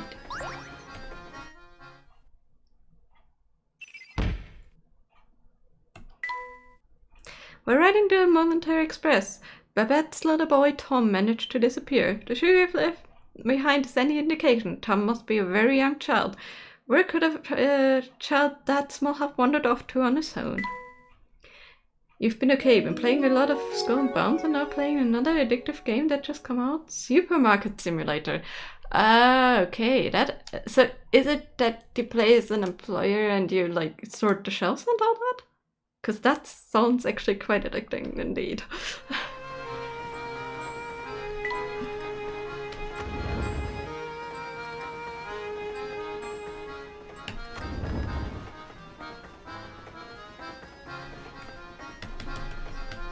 Okay, there's nothing in our compartment. Let's talk with the lady. You? Okay, yeah, that sounds quite good.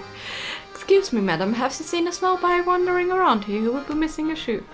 No, can't say that I have. There's no way I forget seeing a boy with only one shoe. I see, well, thank you very... Oh, but while we're on the topic shoe, maybe you could help me with a little predicament of my own.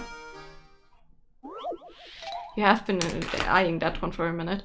Yeah, the last one I've been eyeing, that is like a simulator one, but it's a bit more expensive, with the PC building one. I don't know, that one sounds quite fun.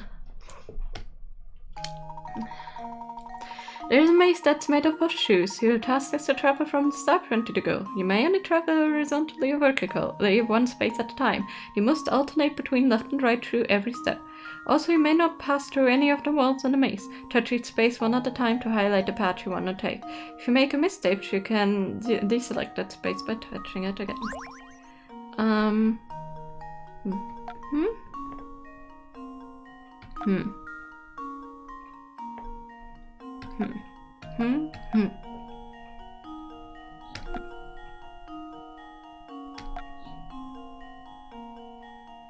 technically we can go there, but then there's no further path, so...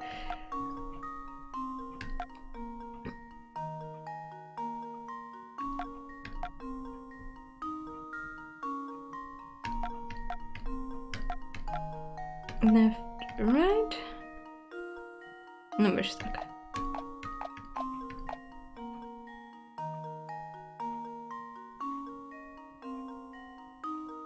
Oh, yeah. Right, left, right, left. I think that's it. Consider this puzzle solved. Yes. It's just a bit irritating A to true like pay gentleman attention to leaves no which shoe is puzzle which, you know. unsolved. Good job, that was some fancy footwork. Indeed. Well, blow me down, you've got quite the brainy bones underneath that hat.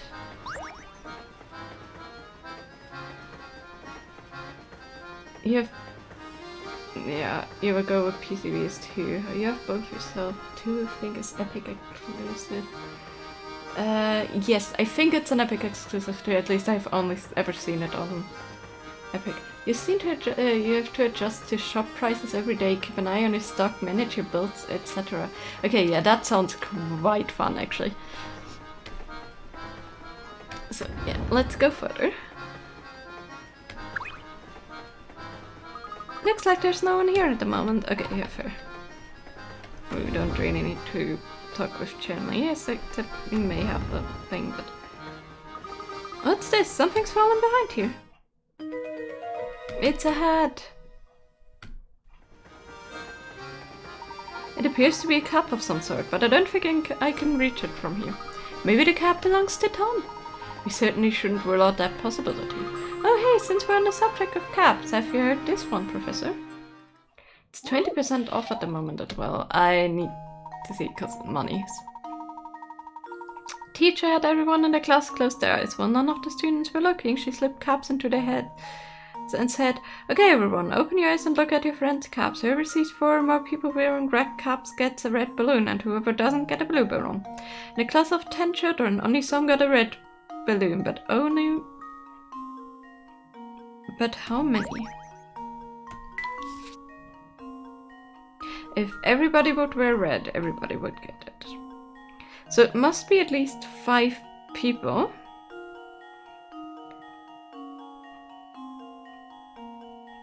No, however, hold on, no. It must be 4 people. Because if it was 5, everybody would see 4 plus. So it must be 4 people, so anybody that doesn't get a blue one, which would be 6 people. So 4 people, 6 people got a red balloon, 4 don't.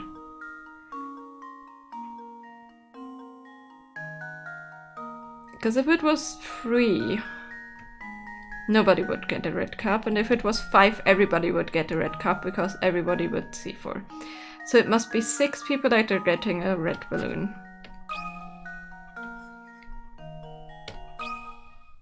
Consider this puzzle solved. $10 USD? Okay, And there that we actually have it. sounds quite nice. That's right, you know that only some children got red balloons. If 5 or more children were wearing the red cap, every child in the class would see at least 4 red caps and get a red balloon, so it must be fewer than 5. But 3 or fewer children wearing red caps, no one would see 4 red caps. Therefore, 4 children must have had red caps, meaning the other 6 would get the balloons. Dad, I was sure I could stump you with that one. Better luck next time, Luke. For now, we better return to search for that lost little boy. Alright, yet better go back to that. Now that you mention it, how do you suppose Tom managed to worm his way into such a tight space? Good question.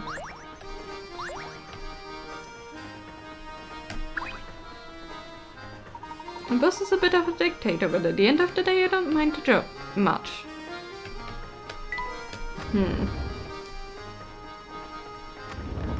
We can't click on the lady or the guy even though the lady is new, so that's a no.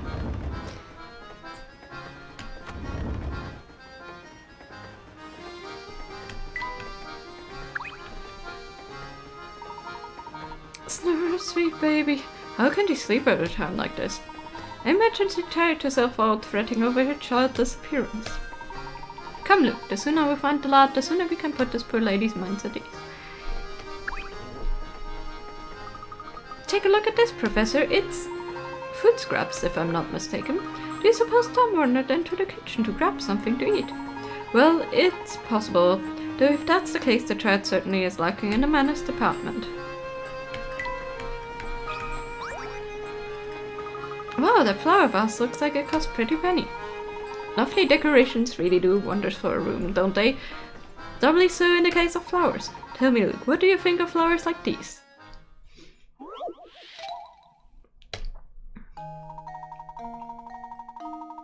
Honestly, it's probably like the supermarket sim is probably something I would watch and not play if I think about it. Something on the flowery side. The three pictures labeled A, B, and C. One is actually the same as the picture on the far left. However, the image on the far left had its contents flipped left to right, and its colors inverted and changed to black and white.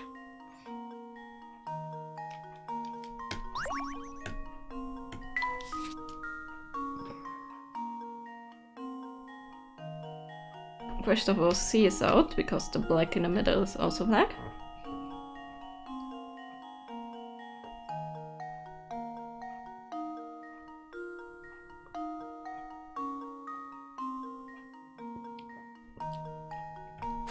The difference between these is there's a point here, but there's also a point here that doesn't belong.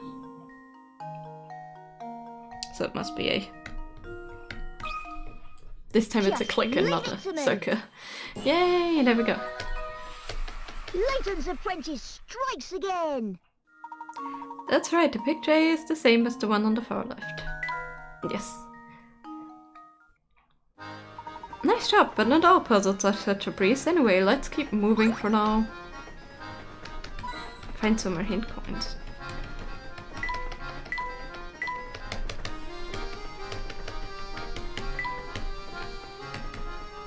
I guess that's it for here. Okay, so that didn't give us any hints towards Tom's.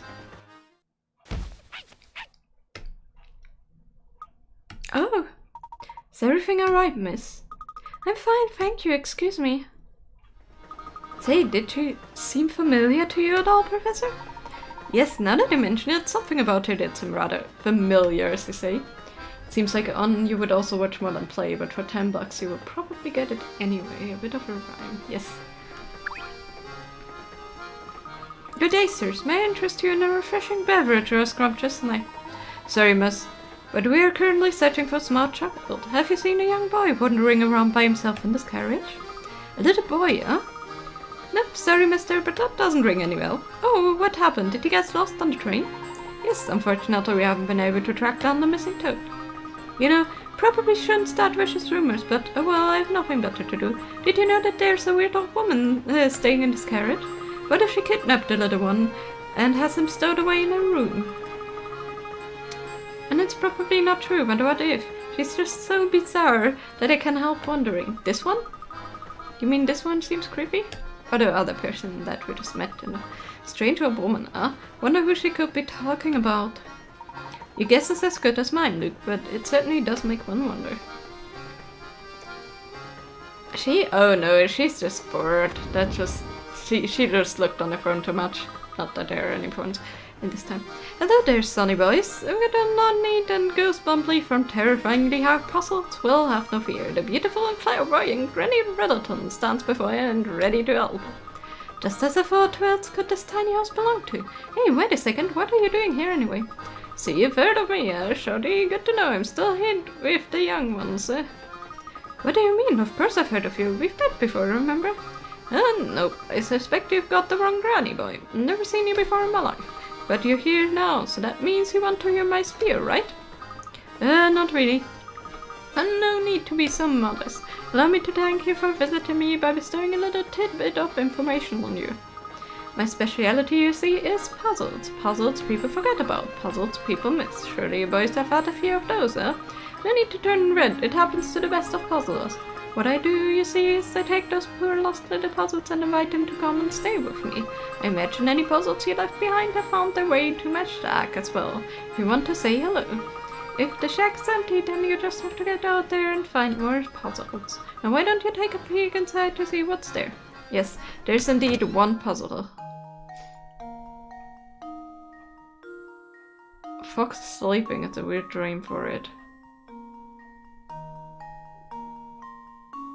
Oh yeah, that happens because I read the lower screen. Normally I look up. A strip of paper.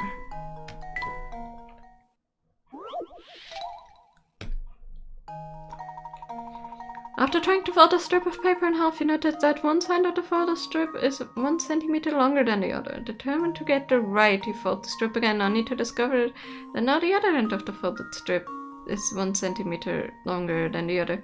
Make 2 fold creases on the strip. What's the distance between the 2 creases?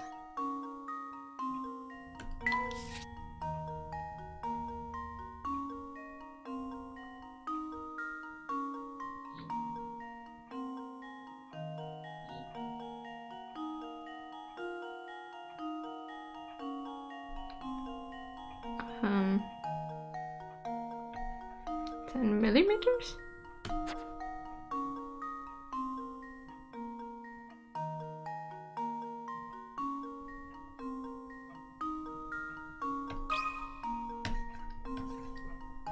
Come on. This should do the trick. Yeah. I think they wanted to get us with the centimeters and millimeters, but of course it is. That's right, the distance between the creases is 1 centimeter or 10 millimeters. If you have trouble visualizing this, imagine that the matchbox shown above has a height of 1 centimeter. Yeah, blah blah blah blah blah blah. Don't need to visualize it, I already managed. So, that's all the riddles we've left here.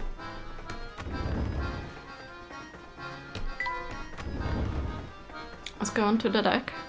Hello there, person. Oh, passengers, sorry sir, didn't mean to get in the way of you using the deck. No trouble at all, my good man. I take it you're not a passenger then? Nah, I'm just a mechanic in it. Come along for the ride in case something goes belly up. But as you can see, she's sound as a pawn. Makes my job that easy. In fact, I've got so much free time lately, I made up a puzzle all by myself. How about it then?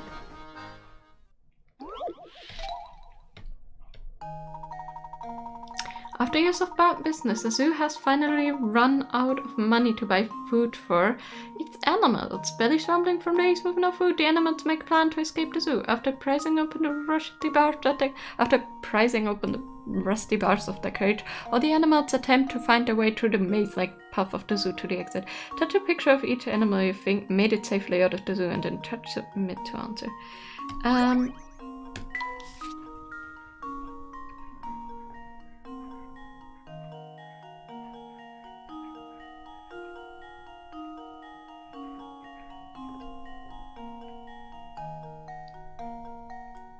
That's a no, and that's a no.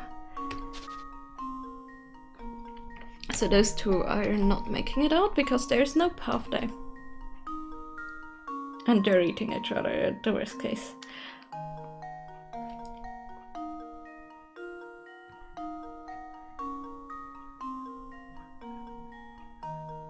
That's a no.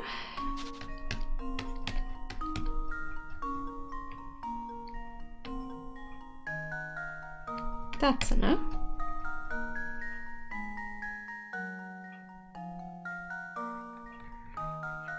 That's a yes. And the bunny is not gonna survive this encounter, so I'm gonna say this one is the only one that got out. To test my theory. Indeed. Ha! Wonderful. Sorry, little bunny. The only animal that will safely escape to freedom is the lion, but both the rabbit and the lion will make it as far as the path to the exit. The second the lion spots the rabbit, he's guaranteed to eat it. Nature, red in tooth and claw. Blimey, you didn't have polished that one off quickly. It's back to the drawing board for me.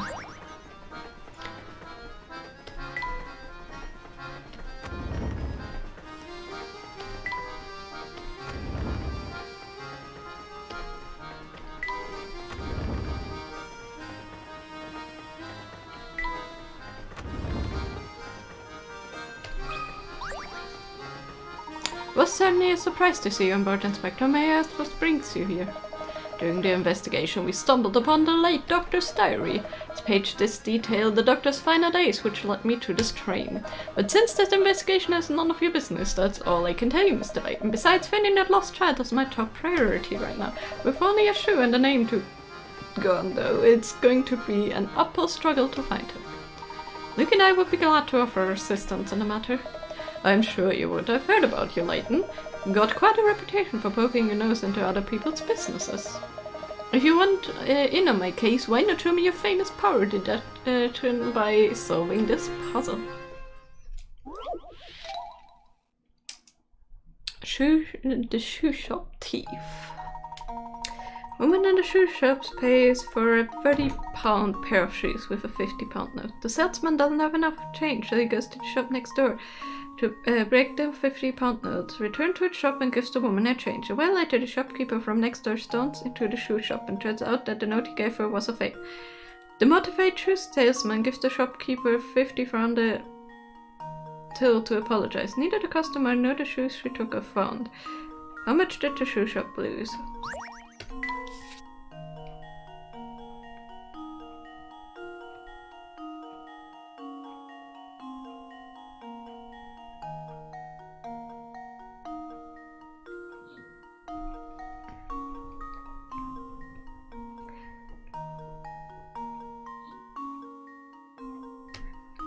So $50 are missed from the original after, yeah.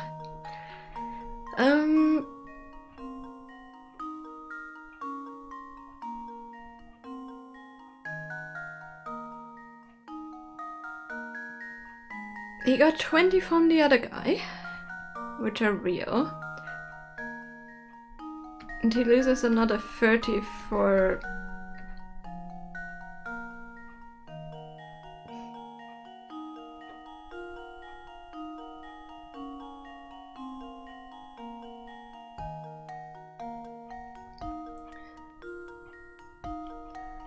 No, hold on. £50 note. So he goes into the shop to break the 50, he returns to the shop and gives the woman her change. Her change is 20, so minus 20.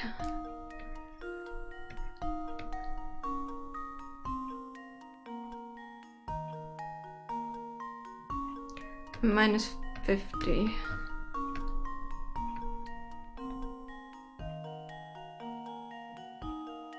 So he got the 30 from the other shop. This is key, because so he paid 70, right?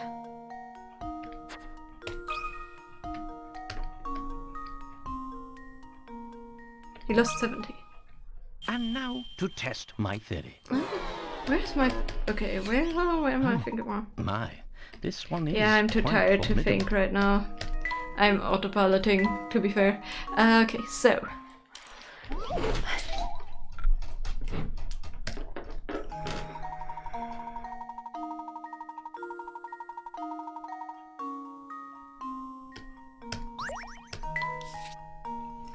He loses 50 because he has to give them up. Oh my goodness, yeah, okay, I know where I went wrong. So you know this 50 which he gave up. He got 30 from the other shop.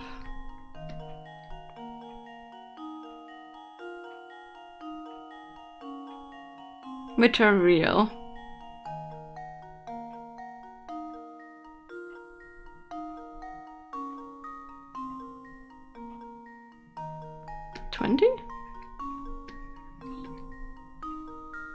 Technically.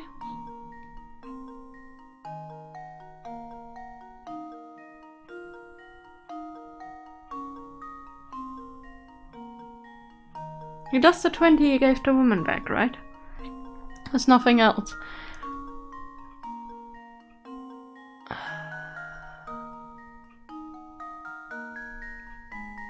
Let's see. I received 50. But in total, actually, he received 30 that were real, so he gave her 20. Which means the other shop...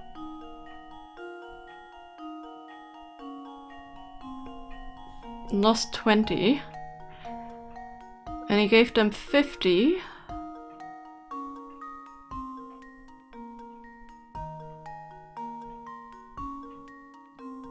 I think it's 20.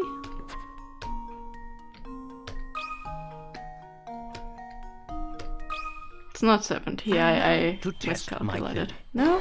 Is it 30? I don't really want to bother anymore. This one is quite formidable.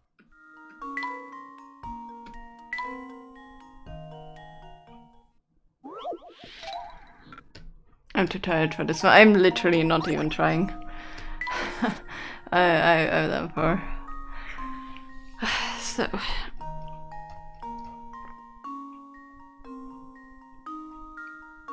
You received 30. The woman received 20.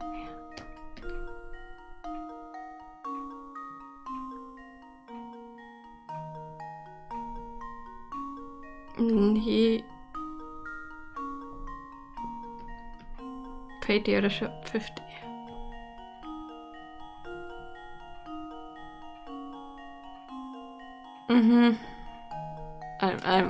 I'm too tired right now. To be fair, I'm not doing the best today, but yeah. So raining right now after playing for tourists is already gone. Okay, so Stevie, the riddle is: a woman in a shoe shop pays for a £30 pair of shoes with a £50 note. The salesman doesn't have enough change, so he goes to the shop next door to break the £50 note, returns to his shop and gives the woman her change. A while later, the shopkeeper from next door storms into the shoe shop. Turns out that the note he gave her was a fake. The mortified shoe salesman gives the shopkeeper £50 from the till to apologize. Neither the customer nor the shoes she took are found. Total, how much did the shoe shop lose?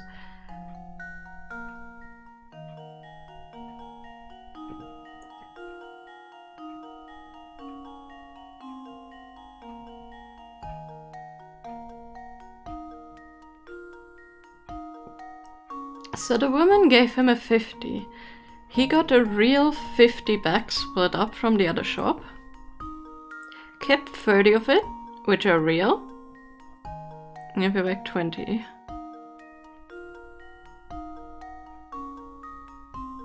Yeah, 70 wasn't it. I tried.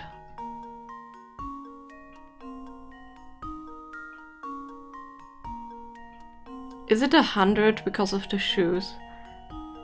Because she did technically 50 total, you would say.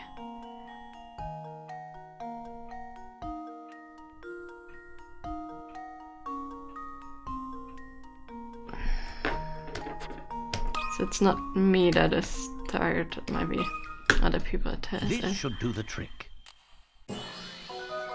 Nope, not wait. Ha! Wonderful. Okay, what is our thinking? Yeah, the shoe's 30 and the woman's thing 30. Which means those are zeros minus 50, yeah. Okay, fair. Brains. I'm just too tired, I didn't even, yeah.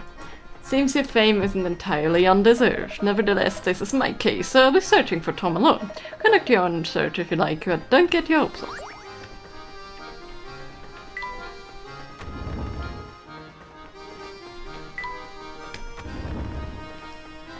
Oh, hold on. We have one more place where we can go now.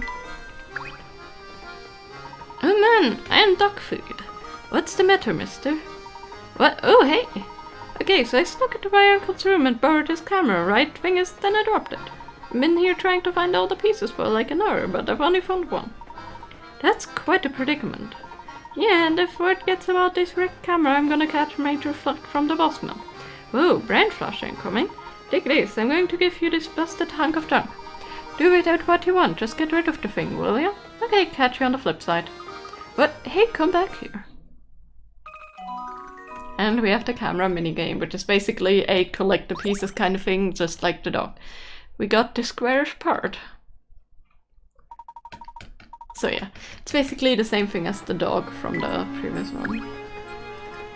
I wonder what kind of luxury is there in that carriage. Hold it right there, man. Semi-Thunder says entrance to this carriage is for VIPs only, capisce? I know you'd like to sneak a peek, but the whole carriage has been booked, so that's a no-go. The people who reserved rooms in this carriage must be super rich mega tycoons. Indeed, I wonder what it must be like to have that much space to yourself on a train of this caliber. Well, for now I suppose you just have to keep wondering, eh, Professor? Yes, quite. So she didn't see it.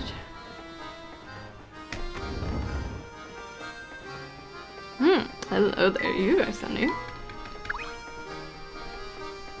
Oh there, young fellow, you're in the wrong room. My wife and I are staying here. We're dreadfully sorry to intrude, sir, but we're searching for a lost little one. Do you happen to see or hear anything pertaining to this?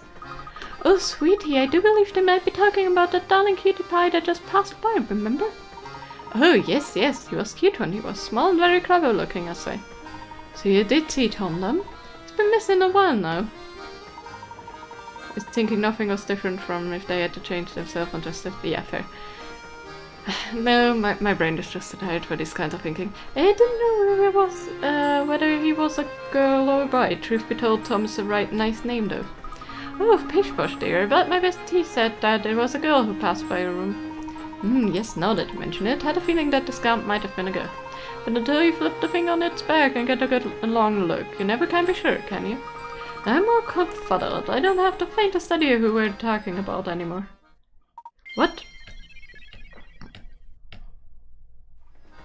I hate to say it, but it looks like this hot lead just turned cold, Professor. On the contrary, Luke, we may have just stumbled onto some extremely valuable information.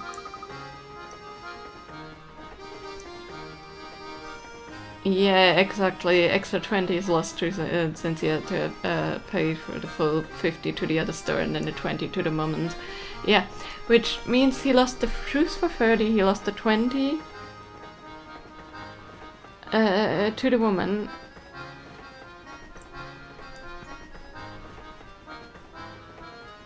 And the 50 to the shop, so technically 80. Whatever. What do you mean, Professor? You see, first let's return to the scene of Tom's disappearance. I'm gonna finish this act until the next act. It should be over soon after this, so, you know. Not overdoing it too much, but definitely playing longer of it. Okay, there's nothing here hint coin-wise. Got 50 for free from the other store, I then gave 50 back. Yeah, technically he only got 30 from the other shop, since he missed 20 for the woman and 30 for the shoe. 30 pound shoes the woman, 20 pounds change to the woman with his 50, and then the other 20 had to give on top of paying the 50 back. So yeah, that's what I thought, Stevie. I don't know, this one doesn't make sense. Ah, Inspector. Tell me, are you any closer to uncovering the whereabouts of that missing child? So you two are still flipping furniture trying to find that tiger, yeah? Do you mean to say that the child has been found?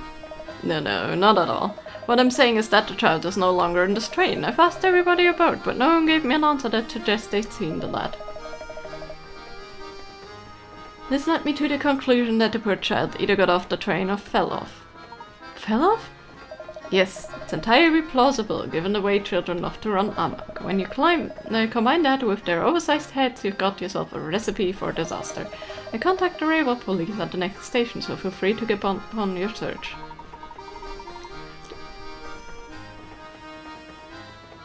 The thing is, I understand what he said. Also carcoal, yep, just a random minecart. Just a moment, Inspector. The windows on the trains are very high and every access is manned. Given the situation, don't you think it's unlikely Chet could have made it out of the train unnoticed? Alright, I humor you. So tell me, Layton, where do you think this elusive ankle biter got off? That I can't say, but something tells me that we may have to barking up the wrong tree, quite literally. Oh, come on. Oh, there's just no reason with you. Fine, keep playing detective. Nothing will come of it, I tell you. He gets a fake 50, which he goes to change into a real 50. The woman gets shoes and 20 in charge. That's the first 20, so the store has 30 left. And he loses 30 to the woman because she didn't pay shoes, technically. But yeah, he has 30 left. The other guy demands money from him, which he has to pay 50 for, so he loses 20 because he got the real 30 from the other shop still. So he gives 20 to the woman, which is real money, which he loses. He has to pay 20 from his pocket to supply the 50 he got to the other store. So technically he lost 50 there. And then technically, yeah, loses the 30 which he gained before, because he lost the shoes. Nice catch.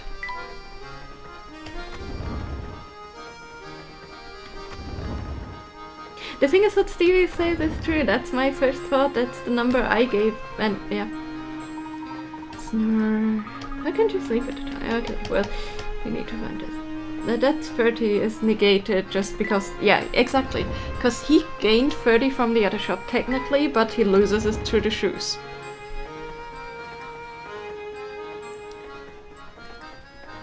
So he pays, in total he gets 20 to the woman, 20 to the other shop, and the 30 is negated, which means he gets another 50, which, yeah, 70. That's exactly my thought. He 70. That is the first number I entered. That's why I was so stunned. Oh, look at who it is. Hello there, little lady. What's on your mind, my boy? You look distracted. It's hard to put my finger in a way, but I feel like someone has been watching us for a while.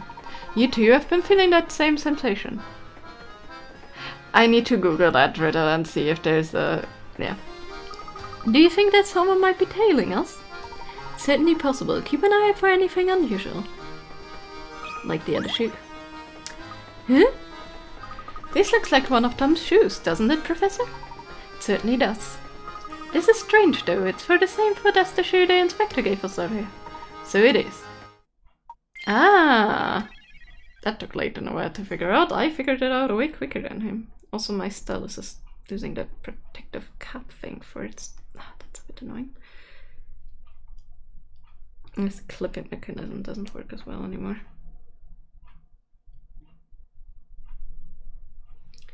Ah. So then Tom must be... oh, Luke, I believe we both made a faulty assumption.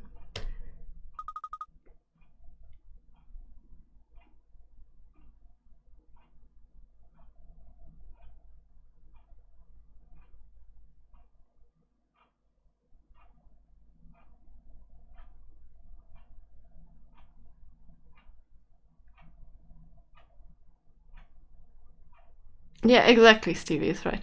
What exactly do you mean? Recall for a moment the event as they have unfolded this far. Let's see. First, a tiny shoe was found on the floor. That's right, a shoe small enough for a baby. And then there was a cap we found in the kitchen. But it was lodged in such a tiny corner, I don't know how Tom could have squeezed under. Correct, in order to get back there, Tom would have to be no more than half your size. I don't think I've seen anybody smaller than myself on the train now that you mention it. That was my impression as well, which is why I began to consider a different line of thought.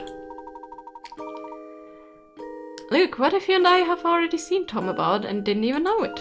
You see, all the while we've been searching for Tom, we assumed that he's a small child. Whoops, didn't mean to click on that. But what if that assumption provides fault? What if we've been wrong from the start? I think I see what you're getting at, Professor. No, Stevie, the thing is, I think that that's the right thing. That what you thought is the right thing, I think, because that's exactly what I thought. Second shoe was the left shoe, identical in every way to the shoe the inspector gave us. If that strange pair of shoes means what I think it does, then our friend Tom is...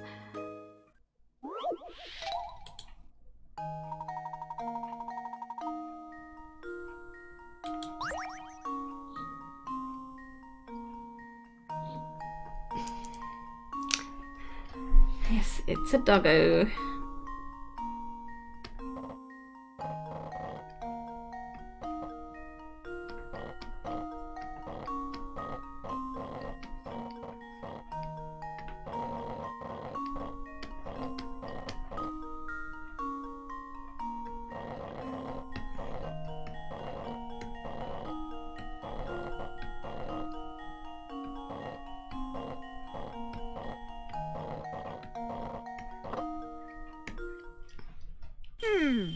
Okay, that was a bit frustrating with the with the last paw thing being That was fair. almost too easy. It was too easy. Good work. Indeed, Tom is a dog. Tom is a dog. Do you recall the girl we saw holding a small dog? I suspect that small dog was our friend Tom. So if we track down the girl, we find Tom.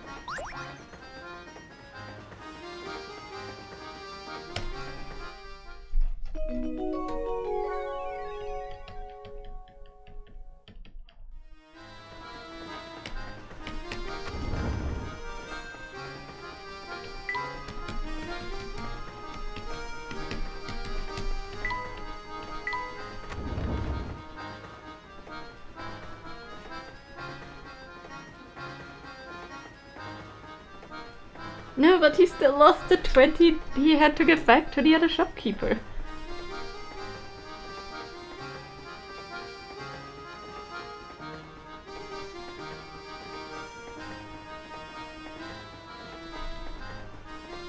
Hold on.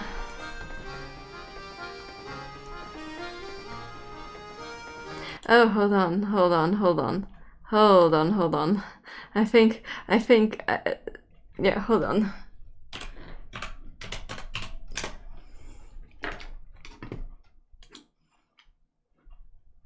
Yeah, it's 50. I get it. No, I get it because he gained 50 from the woman technically. So he gained 50 from the other shop.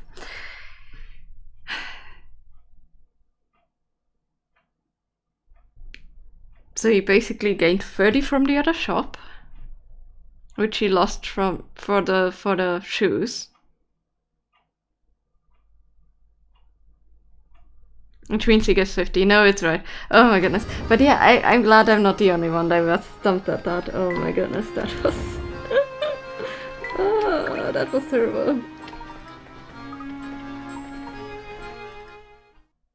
Okay, we got a puzzle and I didn't read the thing because I thought it was the same.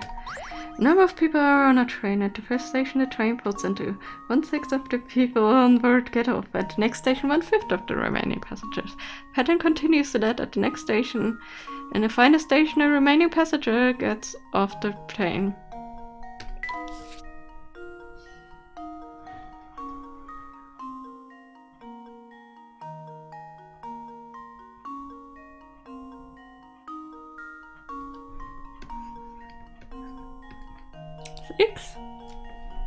Because then it's... if one person gets off, then one of the 6 passengers get off, then we have 5 left. So technically it's 6. Don't even need to... Here goes. Still do it for me, money loss is money loss. Layton's Yeah, no. apprentice strikes again. Exactly. Oh my goodness, my friend. Okay. Oh, that's how that one goes. Well, now the show's over, so move it, will ya? The folks, if find other passengers hanging around outside the door, I'm going to be fired. Okay, so she's not there. She's not there. Not there. That's the ladies' cabin, and we have... no, that's not the ladies' cabin. Hold on. Look at that, you've managed to solve at least 12. I applaud you heartily. Can't see why you can't pass here. Okay, hold on. No, that one is the ladies one. So the next one is... thanks for the stretch. Grannies. Don't worry. To be fair, I didn't plan on doing too much overtime, but... what about... no, this puzzle's going to keep me up all night. Oh, sorry about that. No, what's with you two? What can I do for you? We're looking for a young lady with a small dog. Have you seen anyone fitting that description? Yeah, I remember seeing someone like that passing by. I think she was heading to the back of the train. Thank you very much. We'll just be on our way. Now hold on right there, top hat. See how it is. Get all grossly to answer your question, then just scoot off without a word. Told you what I wanted to know, so the way I see it, you should at least lend a man a hand. Terribly sorry, sir. Didn't realize you required our help. How may we be of service? Frank gave me this puzzle because I love art, but maybe you have a better luck with it than I've had. Fancy giving it a go?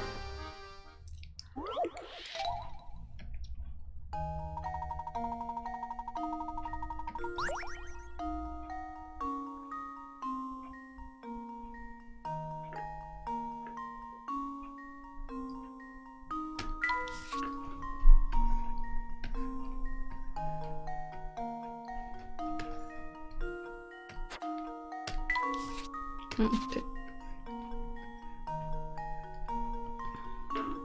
Don't have the steadiest of hands right now. So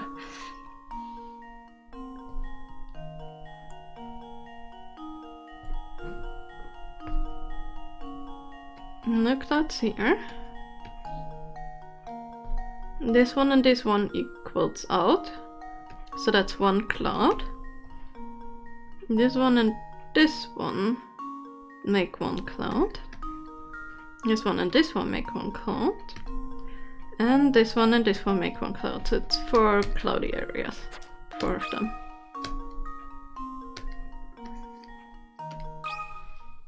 And now to test my theory. And there we have it. Yep, indeed. Ah, so that's how you do it. You've got quite a head on your shoulders, don't you? As for that girl you were asking about, she's probably on the observation deck behind me. I can't even read anymore. But yeah, we're gonna do the girl talking with the girl, and then we're gonna end the stream, because I didn't plan to overdo it since I already overdid it last time. Look at who it is. Excuse me.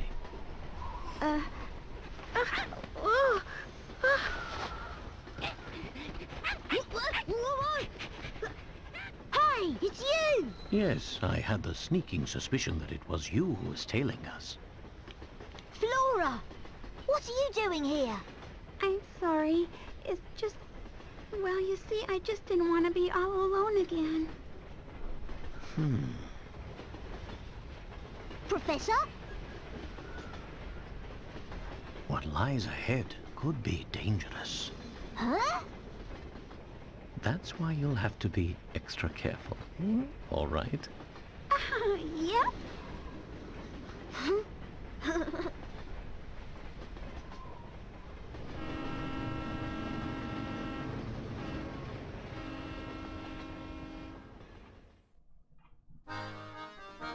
Of course, the duck we saw earlier. Quick, grab him. Yep. Do you think we're chasing after that duck all along? Right you are, Luke. Now let's get him back to its owner. Do you mind if I tag along with you? Of course not. Come along now.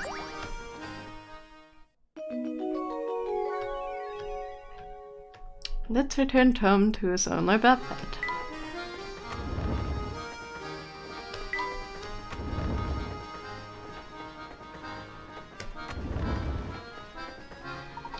Oh, it's a miracle. You're all right, my sweet little Tommy Wommy. I've missed you so, my baby boy. Yep. Is this Tom?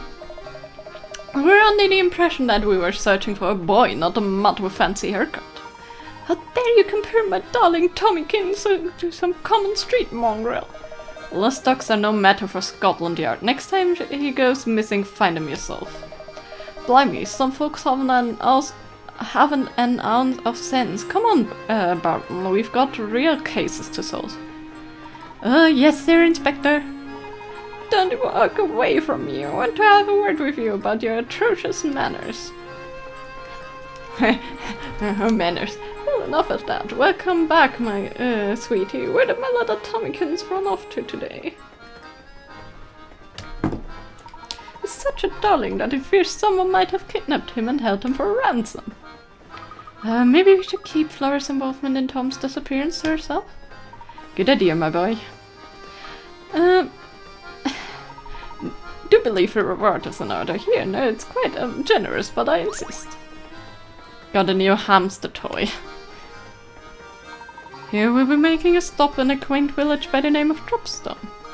How much longer until we get there, Professor? I'm not entirely sure. Why don't we rest until we get there? That should make up the time pass faster.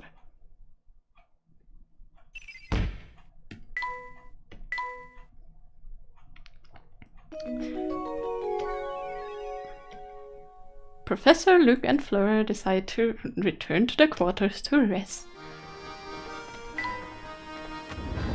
Yes, and we're not gonna collect any riddles. We're gonna get them later from Granny. Say, Flora, where have you been hiding all this time? Well, until I found that little dog, I've just been relaxing in my room. Really? You got your own room? Sure I do. It's the middle one in the third carriage. Wow, you do know that's the room right next to ours, don't you? You were just a wall away from us, and I never so much as suspected you were there. It would seem that my powers of observation are rather rusty. Ew. My word, why is the train stopped? What's going on? Samuel, you dolt! What did you do this time? Hey, bossman, just so, there's a broken train line just sitting on the track. Until we can move that thing out of our way, we're not going anywhere, man. Then get your rear in the gear and move it now. Won't have your laziness tarnishing the momentary brand. But trains are heavy, man. How am I supposed to move it? We're not to your excuses, especially not from a layabout conductor like you who barely ain't his keep. Don't care how you do it, just get it done. Okay, I give it a shot. Just turn it down a notch, Uncle. Uncle? Might be your uncle, but I'm also president of the railway, and I demand you address me as such. Okay, alright, sure, whatever you say, Your Majesty. I'm too nice to that indolent. I'm too nice to that indolent, scruffy nephew of mine. All he loves does is complain. Indolent? What seems to be the problem here? Oh, sorry, Mr. Passenger. See, there's this giant freight train. Gigantic freight train parked on the tracks, and it's blocking our way. Clearing the tracks is gonna take some time, so sit back with some fizzy and wait. I see. Can I lend you a hand? For real? Oh yeah, that'd be way helpful. You think you can find a way to move the train, blocking the tracks so we can, like, get moving? Step aside now, we're not going anywhere until that train moves off the tracks. Let's do this. Until we get this train out the way, the Military Express ain't going nowhere.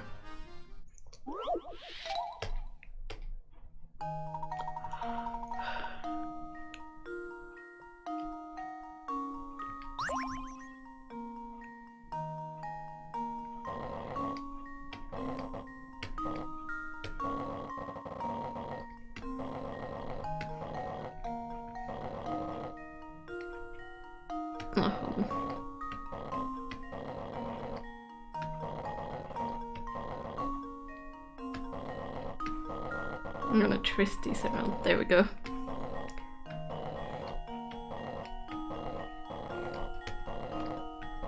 Basically the same as Hanoi, just And now with the trains. test, my thief.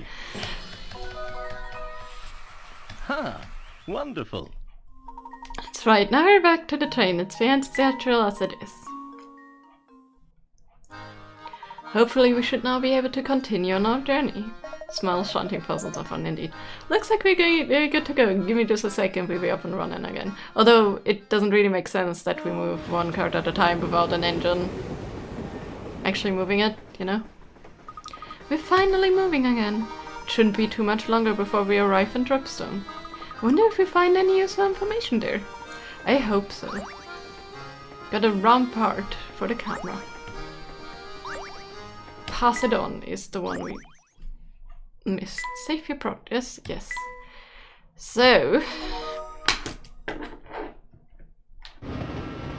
is why the Ingelok is the puzzle for puzzles. Quit using logic when playing a logic game.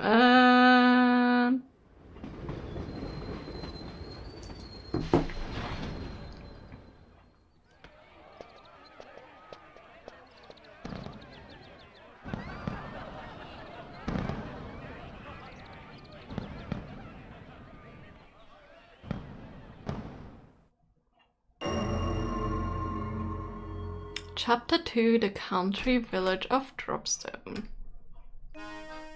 But that will be tomorrow.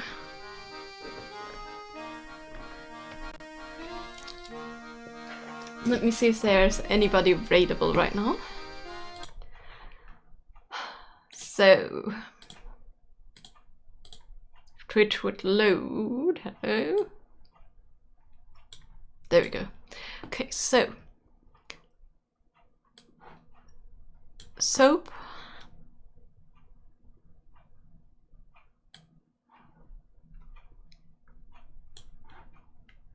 With Little Arrow soaps.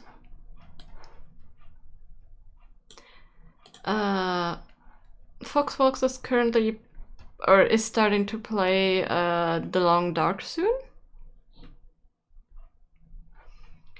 But yeah, okay, they're not started yet. So Nokia of Azeroth is currently crocheting something. I don't know what exactly, but they're crocheting something. Little Arrow Soap is currently painting some bath bombs. Bath bomb painting and soap cutting. They're currently painting some Jack Skellington bath bombs and some, they look almost like berry candy or something. So either soap making or crocheting. Which one do you want? Soap, okay. Well, then let's go and rate the soap makers. Because, I mean, it's always fun to rate them. So for those who don't, a few who don't know the Arrow soaps already from all my rates I did to them, they are American-based artisan soap makers. They make a lot of like really awesome bath bombs. Like they make Pokemon ones, they make Jack Skellington ones. I think they even made Kirby for and all that. But basically a lot of really fun variant bath bombs for like nerds and fans. But they also make some really, really beautiful soap.